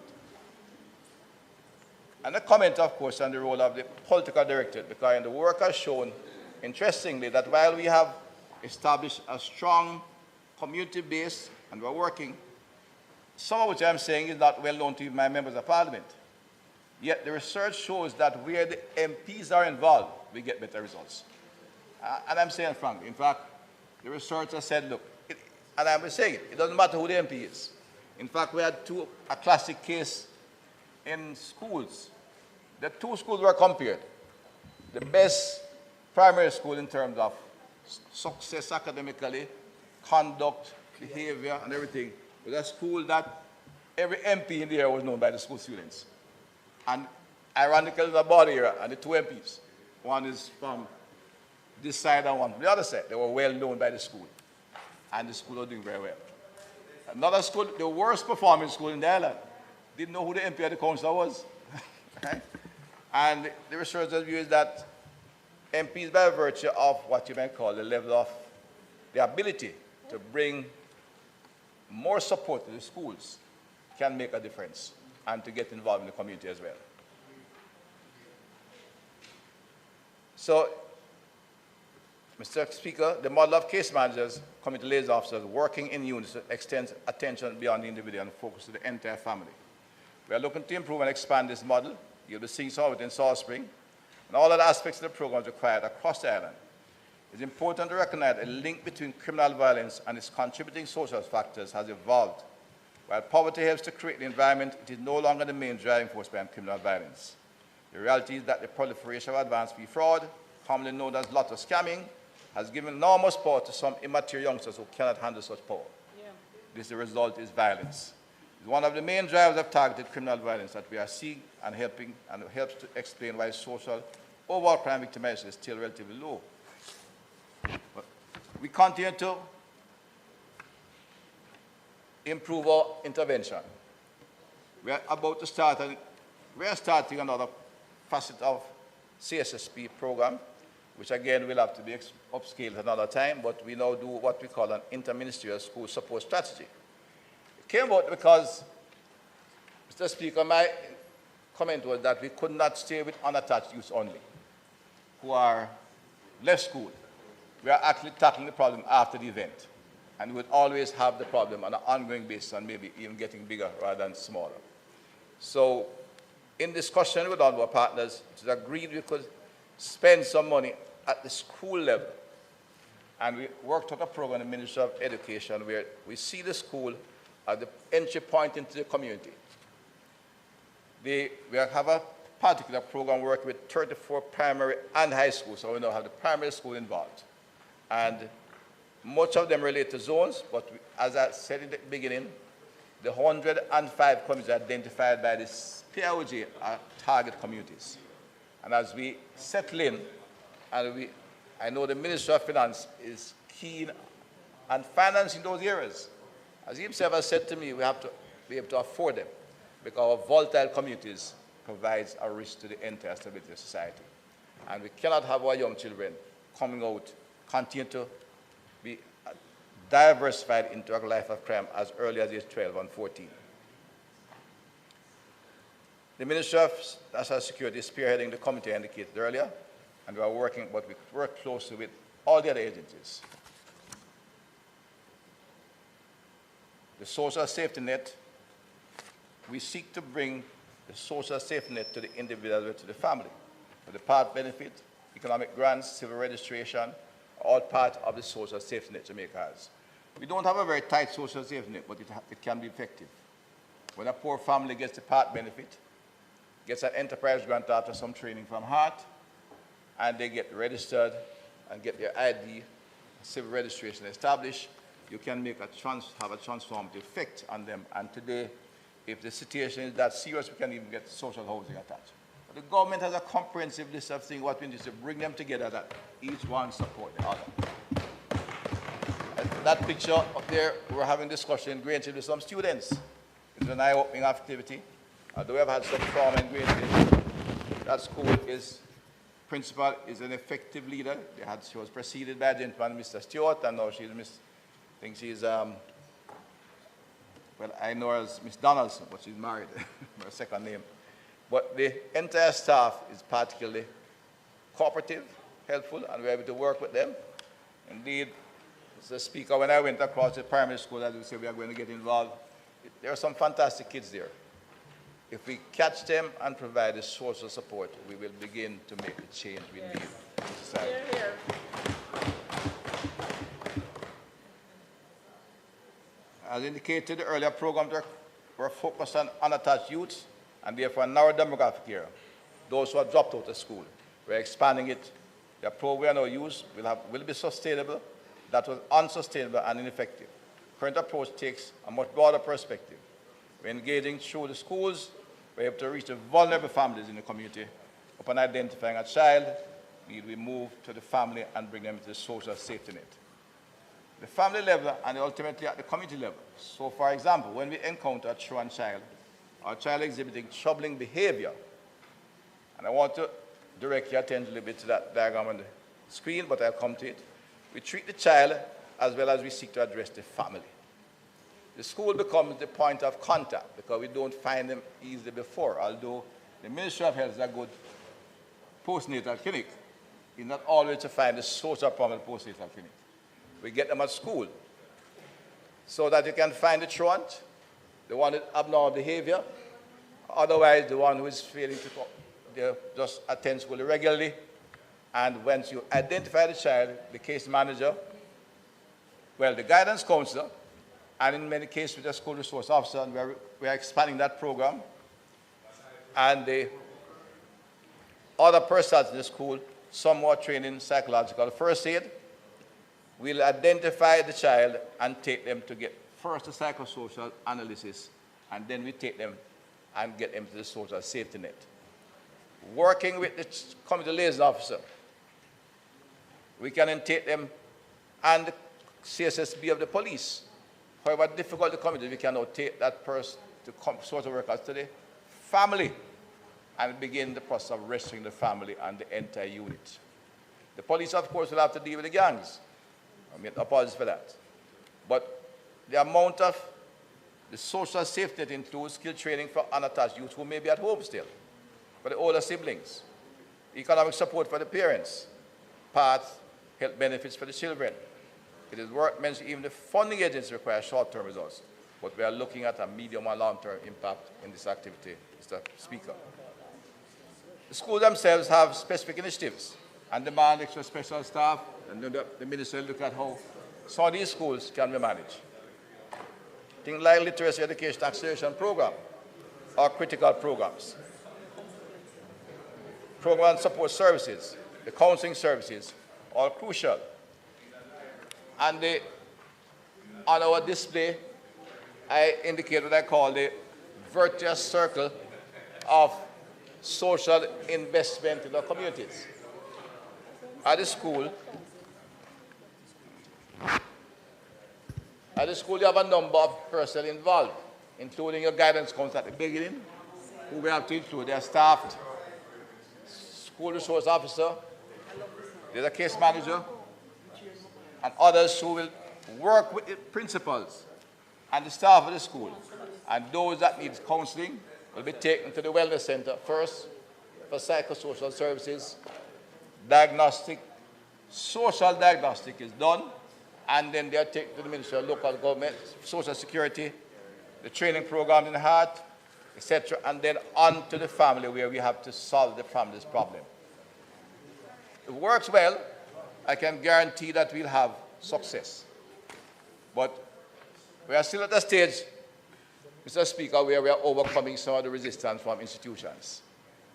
because there's a tendency, I said, to remain isolated. But I think as we work together at the upper level, the ministries, permanent secretaries, we are getting responses and we'll be able to intervene in many schools. In fact, things like this school resource officer, not only by demand when problems go wrong, the Ministry of Education has a very good system of classifying the schools. A Tier 4 school has less than 10% performance in terms of what they require. Those are schools that will have challenges. We are going to ensure that the ministry can call us and provide school resource officers in all those Tier 3 and 4 schools and any school that shows indication of problems. We're going to assign the case managers that when they identify the social problems, they will be able to get into the system because I said, despite of the appeal that the needy must not be excluded by those who exploit the inefficiencies, there are still problems in getting them there. And indeed, the very poor, Mr. Speaker, you understand, you have a constituency that is, you have some tough areas, we know them. And the very poor is the least likely to approach a social worker. They spend their entire day struggling to survive. They leave a young child in the house with a little sugar and water, literally, and walk the street. They don't have time to come to a meeting. They don't even know when the meeting is being held. It is often dependent on the councillor, the member of parliament, or somebody like that, the pastor, to identify the problem and take them there. And then what we want to ensure is that they will be properly treated and they will get the benefits deserved on an objective basis, and we can then solve that fundamental issue of criminal tendency among our young people. Mr. Speaker, managing that includes having quality data. I won't go into the details because there's a lot of work is being done on it. But one of the next thing we'll be doing two major activities coming out of what we have this outlined here.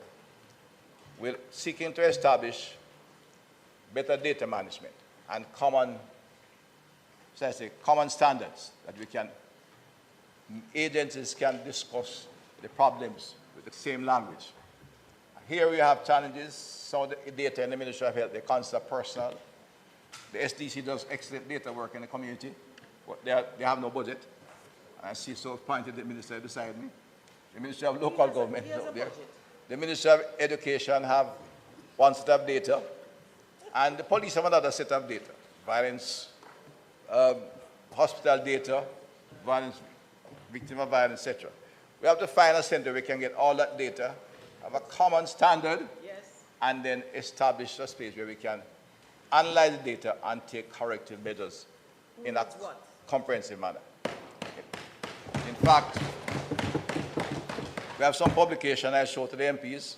There are some 7 years we have done violence audit and done data analysis, St. James, Westmoreland, and here the corporate area. And I'd like to share with you that they have quality data. And out of that data comes the information we can use to resolve some crucial issues. All right? Very critical. Data sharing committee in West Kingston, St. James, and Westmoreland, I'm going to certainly give one to the MP because it tells you what is happening in the community. We have put data liaison officers in various areas, and we're working to ensure we can put that. In fact, what I have indicated to the Permanent Secretary and to my entire team is that we'll look at establishing a central point at the PIOJ, where you establish the equivalent of what we call in the police, the C5 Command Center. Because a C5 gets all the data required on disorder, criminality, and everything, and we can plan strategically, proactively, and interrupt criminal activity. And they're working well. Because let me go a little bit. Last week, we had 2 incidents in Kingston, which demonstrate quite effectively police new position efficiency.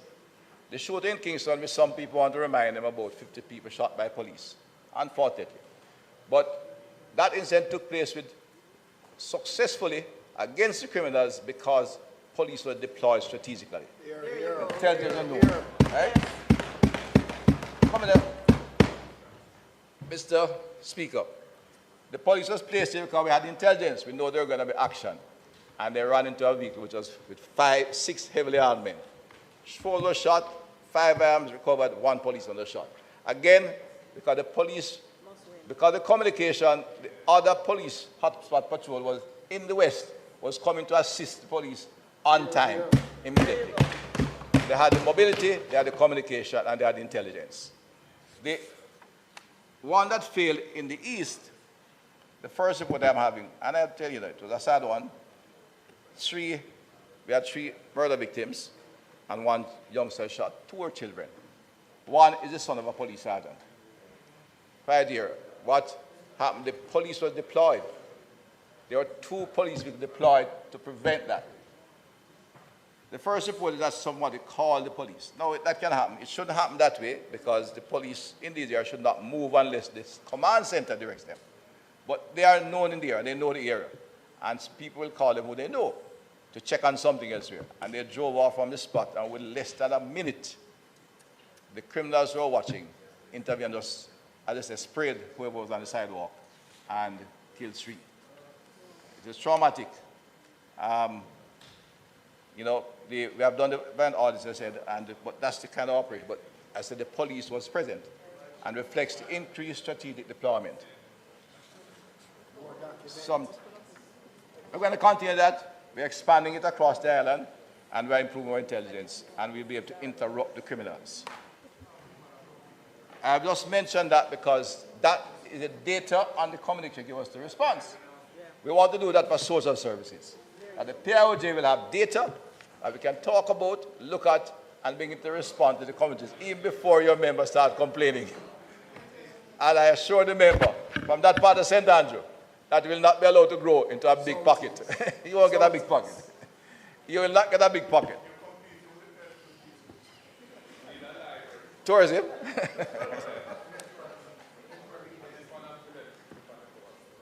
All right. Very much. A lot was done in the Ministry of National Security. Right, indeed.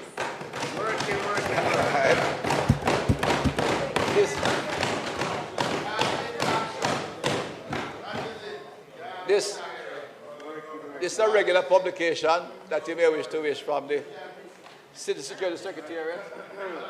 The booklet. Live Good is a social program which you can see. If the members go back and see us in Grange Hill, along with the speech. Mr. Speaker, demonstrated at closing, transformation depends on a whole of government approach. We have to have the data, we have to engage all the ministries, and in particular the social service ministries. Health, education, and local government, as Ministry of Labour and Social Security, is what will determine the reduction and sustained reduction of criminal violence in the country. The Ministry of National Security is providing a safe space for them to operate in. That's what our objective is. So transformation depends on the whole of government approach and strong include community leadership. We therefore welcome meaningful partnerships and collaboration, whether they come from our international partners, the private sector, or non-governmental organizations. In our efforts, we collaborate closely with NGOs such as Project STAR and the Multicare Youth Foundation. These organizations, however, operate within the government's established policy framework. We cannot reach beyond that. Now, we are not preventing anyone from working. We are not saying we will not give you some support, but the government taxpayer support have to come with agents that work with the institutions of government. That's our policy. We're not a service club organization. We're a government country that runs the country. So we link up with these 2 projects because they are working with us. You know, we're not concentrating in Project STAR. Project STAR is working in 2 communities. We are working in 100, and especially 7 zones. They overlap in 2, but it's a private sector-driven operation. They have some resources themselves, and they naturally, in 1 year, they do better than we do. We accept. They can place workers easier than us because when a civil servant calls a company straight down and say, look, I have 10 people trained in truck driving. Will you take any? They hear they're coming from West Kingston or Arctic Gardens. The first day they put the file on file 13 because a public servant calling. They have to do it. That's what happened. On the other hand, if the head of a private sector agency, if the head of a private sector call and say, look, I have 10 trained people. I can assure they're trained. 10 of them. That's the fact. So you want to focus, integrated approach, not isolated. Projects must be complementary, not competitive. And government institutions must be strengthened to deliver services so that they can be sustainable and remain so in the long run. Mr. Speaker, we'll be ensuring that the entire outline agreement will be converted to a policy of social intervention for crime prevention, and take to my cabinet colleagues that there can be permanence in the policy itself and a full understanding across the board of what we do. The Correctional Service I'll not spend a lot of time on, but it's crucial that rehabilitation and reintegration of offenders as pillars in crime prevention and community transformation. Here, here. The National Correctional Policy and the visa was tabled in the Green Paper recently. So we have tabled two critical green papers. Today we did the visa policy, which will improve our border control and the framework for border control, visitor arrival, etc. And our correctional policies in the House, the Green Paper. And it is a pivotal moment for correctional service. Like some of our years of security, correctional service was treated like a Cinderella child. This government is changing that. We're going to ensure that we have an effective, efficient correctional service as well as upgraded facilities. Here, here. Our two, Mr. Speaker, our two prisoners, one is almost ageless, you know. Nobody can tell me how old they were at St. Catherine. They say they were 200 years old. It was built when the Spanish was here. So you have to go back to 1494. They start building the one of Spanish town. The other one is our slave trading post over 100 years. We are going to change that. We're going to change that. It's a big undertaking, but we have the Development Bank of Jamaica active at work, and that is one project we'll say that in the third term you'll see a new prison evolving out of the plains of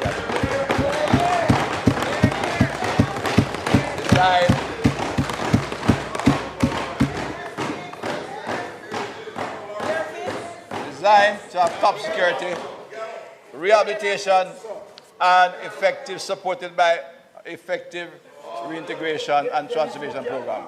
If you can't dream, so I want to. sit down one side. Sit down. While awake in a dream.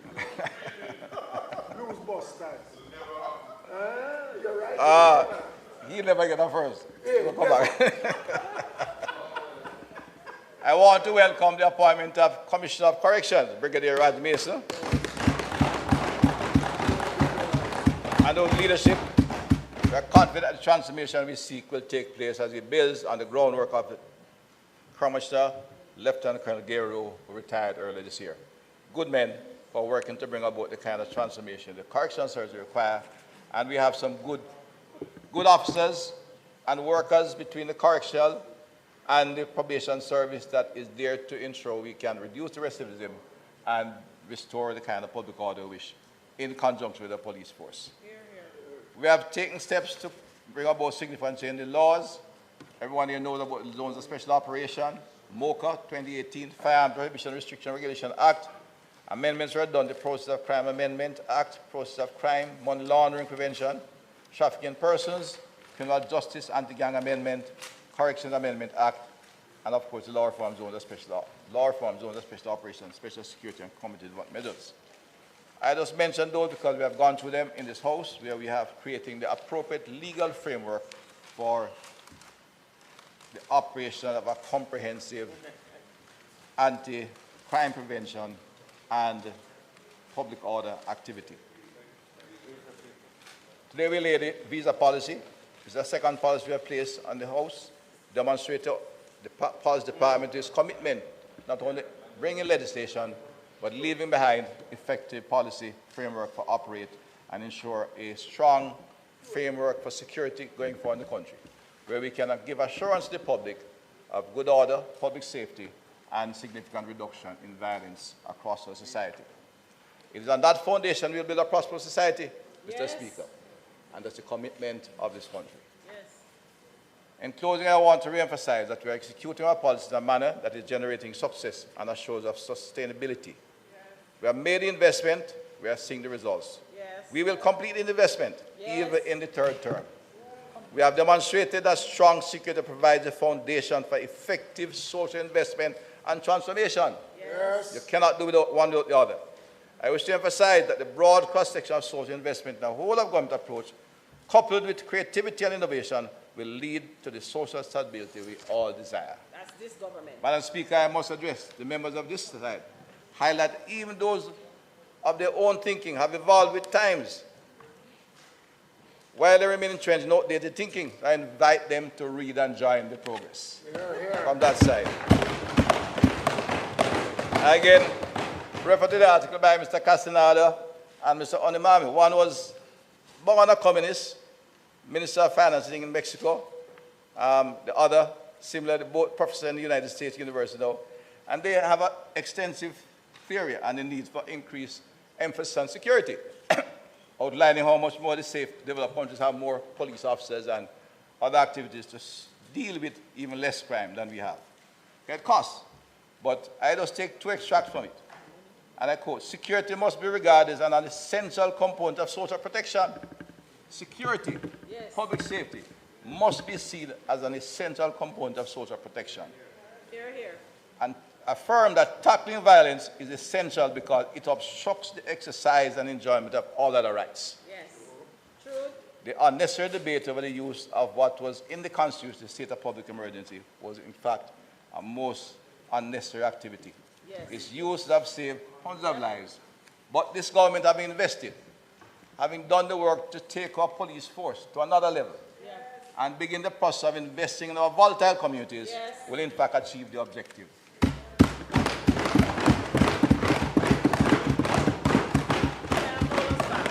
Let me inform my fellow Jamaicans, this is a government of transformation and sustainability.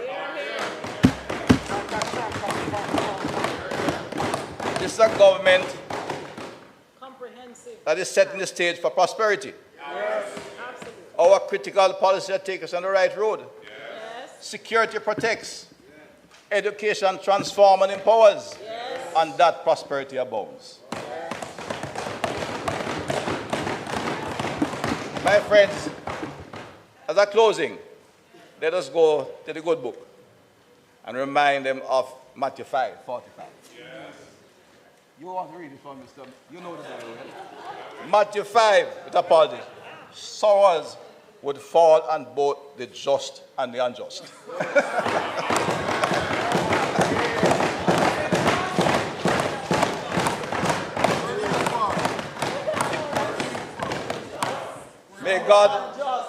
May God continue to bless Jamaica and the government of Andrew Michael Horace. I thank you, Mr. Speaker.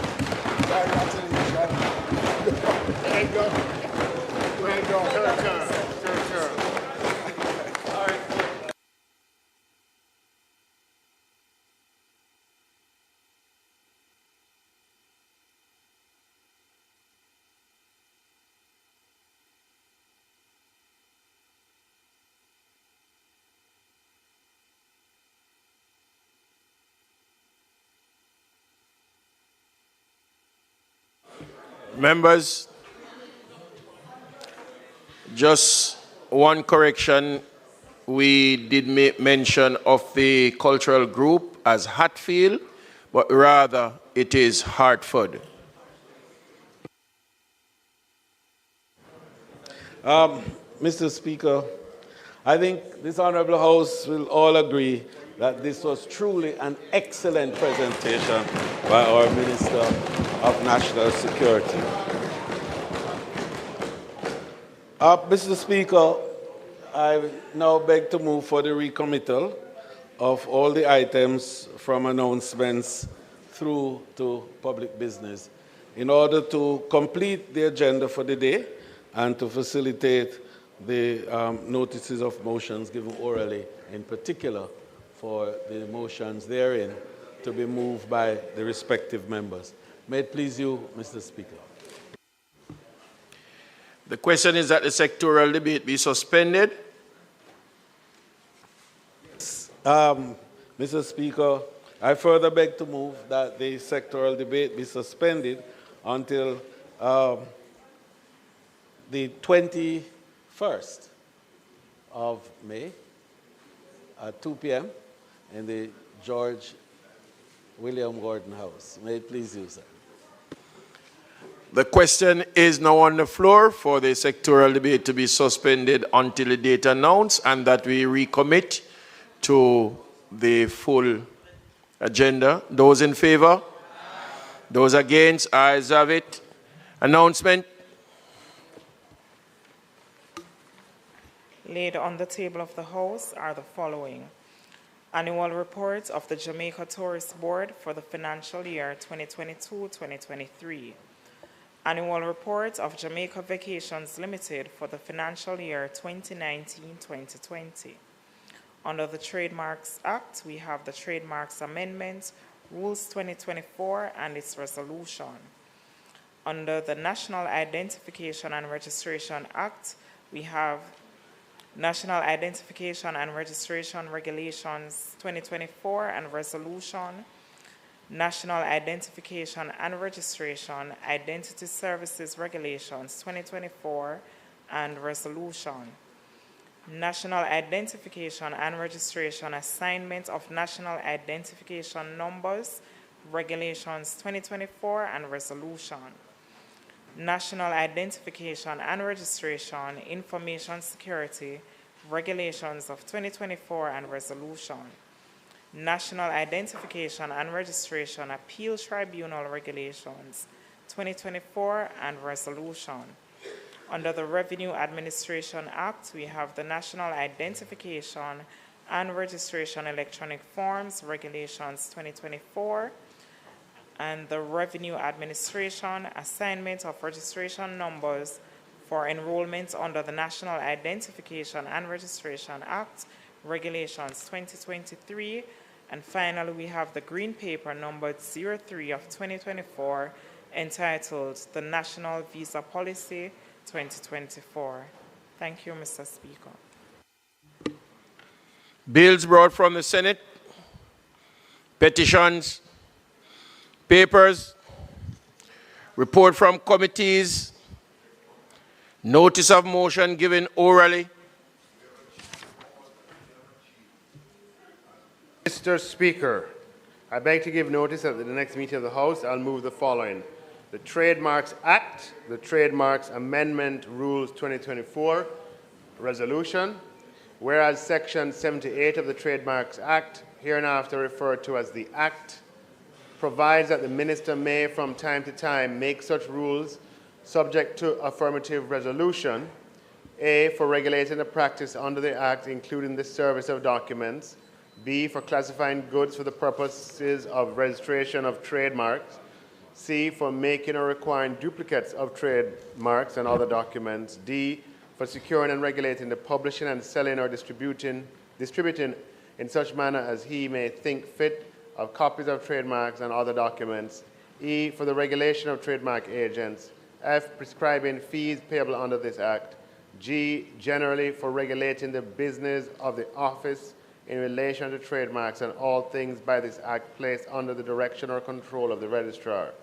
And whereas on the 25th day of March 2024, the Minister made the Trademarks Amendment Rules 2024. Now therefore be it resolved by this Honourable House as follows.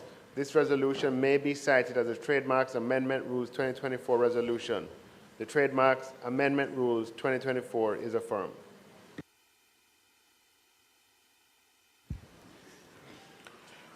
Mr. Speaker, I beg to give notice that at the next meeting of the House, I will move the following motions.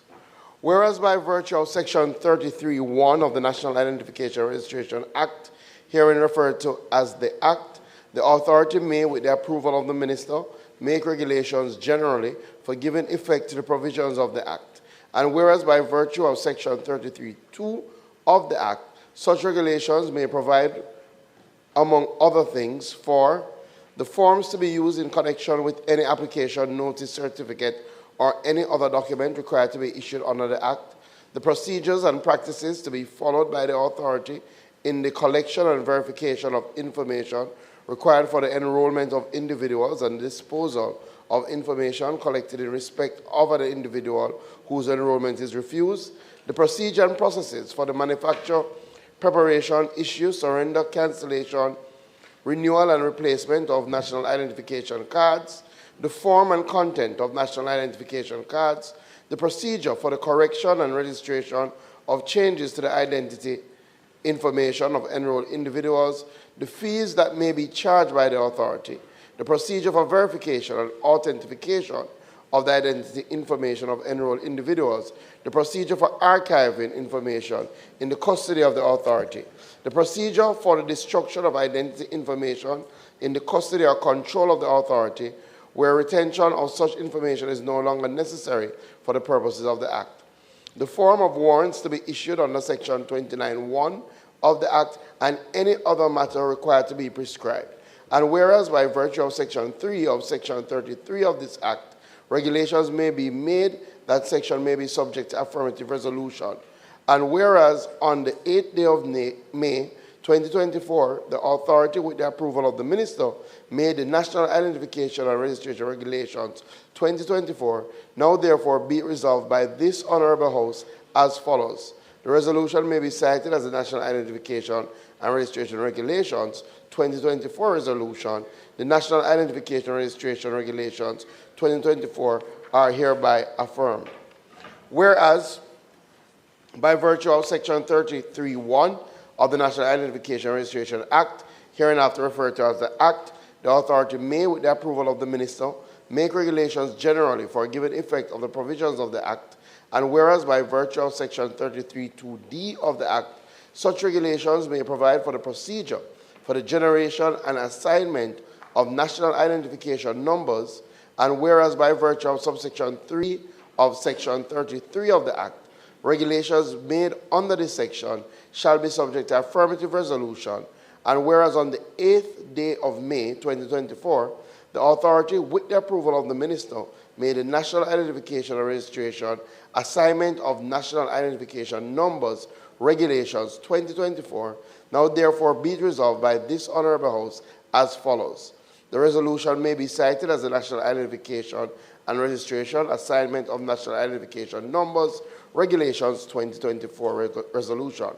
The National Identification and Registration Assignment of National Identification Numbers Regulations 2024 are hereby affirmed.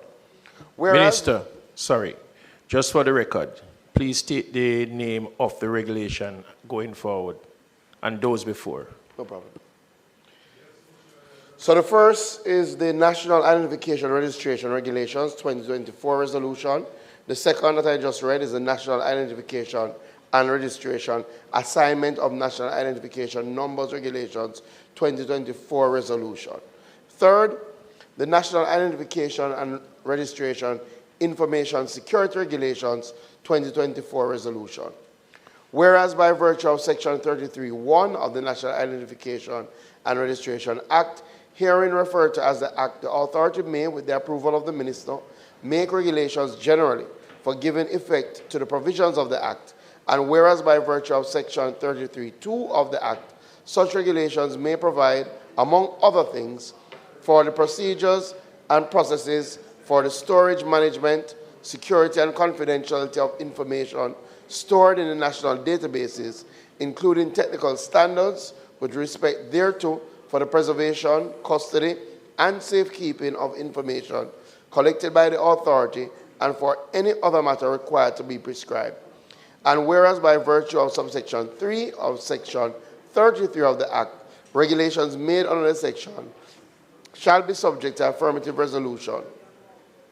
And whereas on the 8th day of May 2024, the authority, with the approval of the Minister, made the National Identification and Registration Information Security Regulations 2024, now therefore be it resolved by this Honorable House as follows.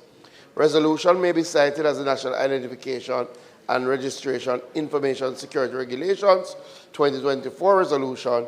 The National Identification and Registration Information Security Regulations 2024 are hereby affirmed.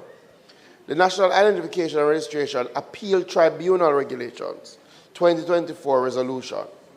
Whereas by virtue of Section 33(1) of the National Identification and Registration Act, hereinafter referred to as the Act, the authority may, with the approval of the Minister, make regulations generally for giving effect to the provisions of the Act, and whereas by virtue of Section 3 of Section 33 of the Act, regulations made under that section shall be subject to affirmative resolution, and whereas on the 8th day of May 2024, the authority, with the approval of the minister, made the National Identification and Registration Appeal Tribunal Regulations 2024, now therefore be it resolved by this Honorable House as follows. This resolution may be cited as the National Identification and Registration Appeal Tribunal Regulations 2024 resolution. The National Identification and Registration Appeal Tribunal Regulations 2024 are hereby affirmed.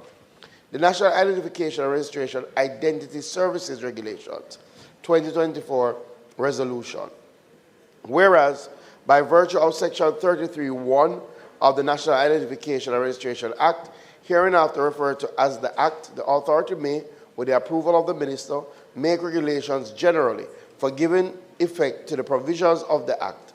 And whereas, by virtue of Section 33(2)(1) of the Act, such regulations may provide for the procedure for verification and authentication of the identity information of enrolled individuals, and whereas by virtue of Section 3 of Section 33 of the Act, regulations made under that section shall be subject to affirmative resolution, and whereas on the 8th day of May 2024, the authority, with the approval of the minister, made the National Identification and Registration Identity Services Regulations 2024, now therefore be it resolved by this Honorable House as follows.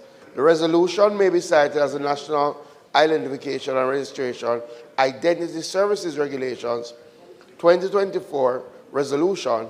The National Identification and Registration Identity Services Regulations 2024 are hereby affirmed. Thank you, Speaker.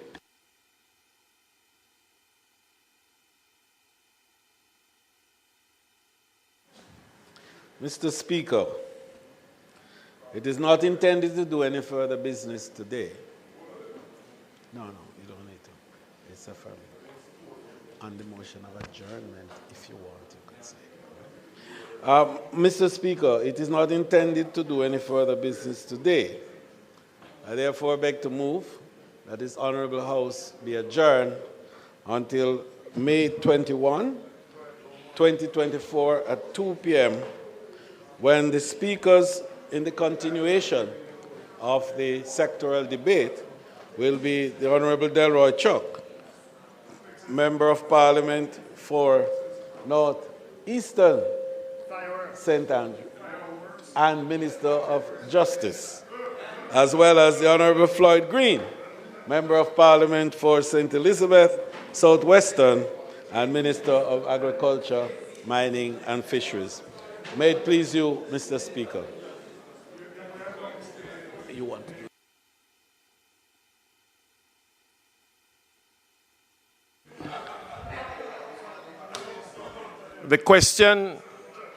The request of adjournment is on the floor. Those in favor? Those against? The ayes have it. This Honorable House now adjourn until the date that has been fixed.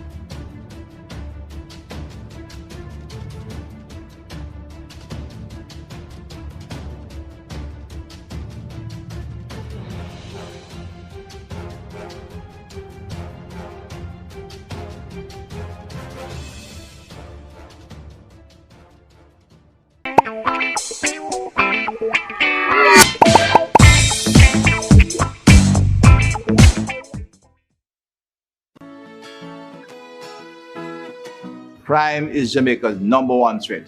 As we stay apart while working together to fight COVID-19, we must all live good and unite against crime and violence in Jamaica. Live good means talk it out, don't fight it out. We must live good to build a safe Jamaica. Stay home, stay safe, live good.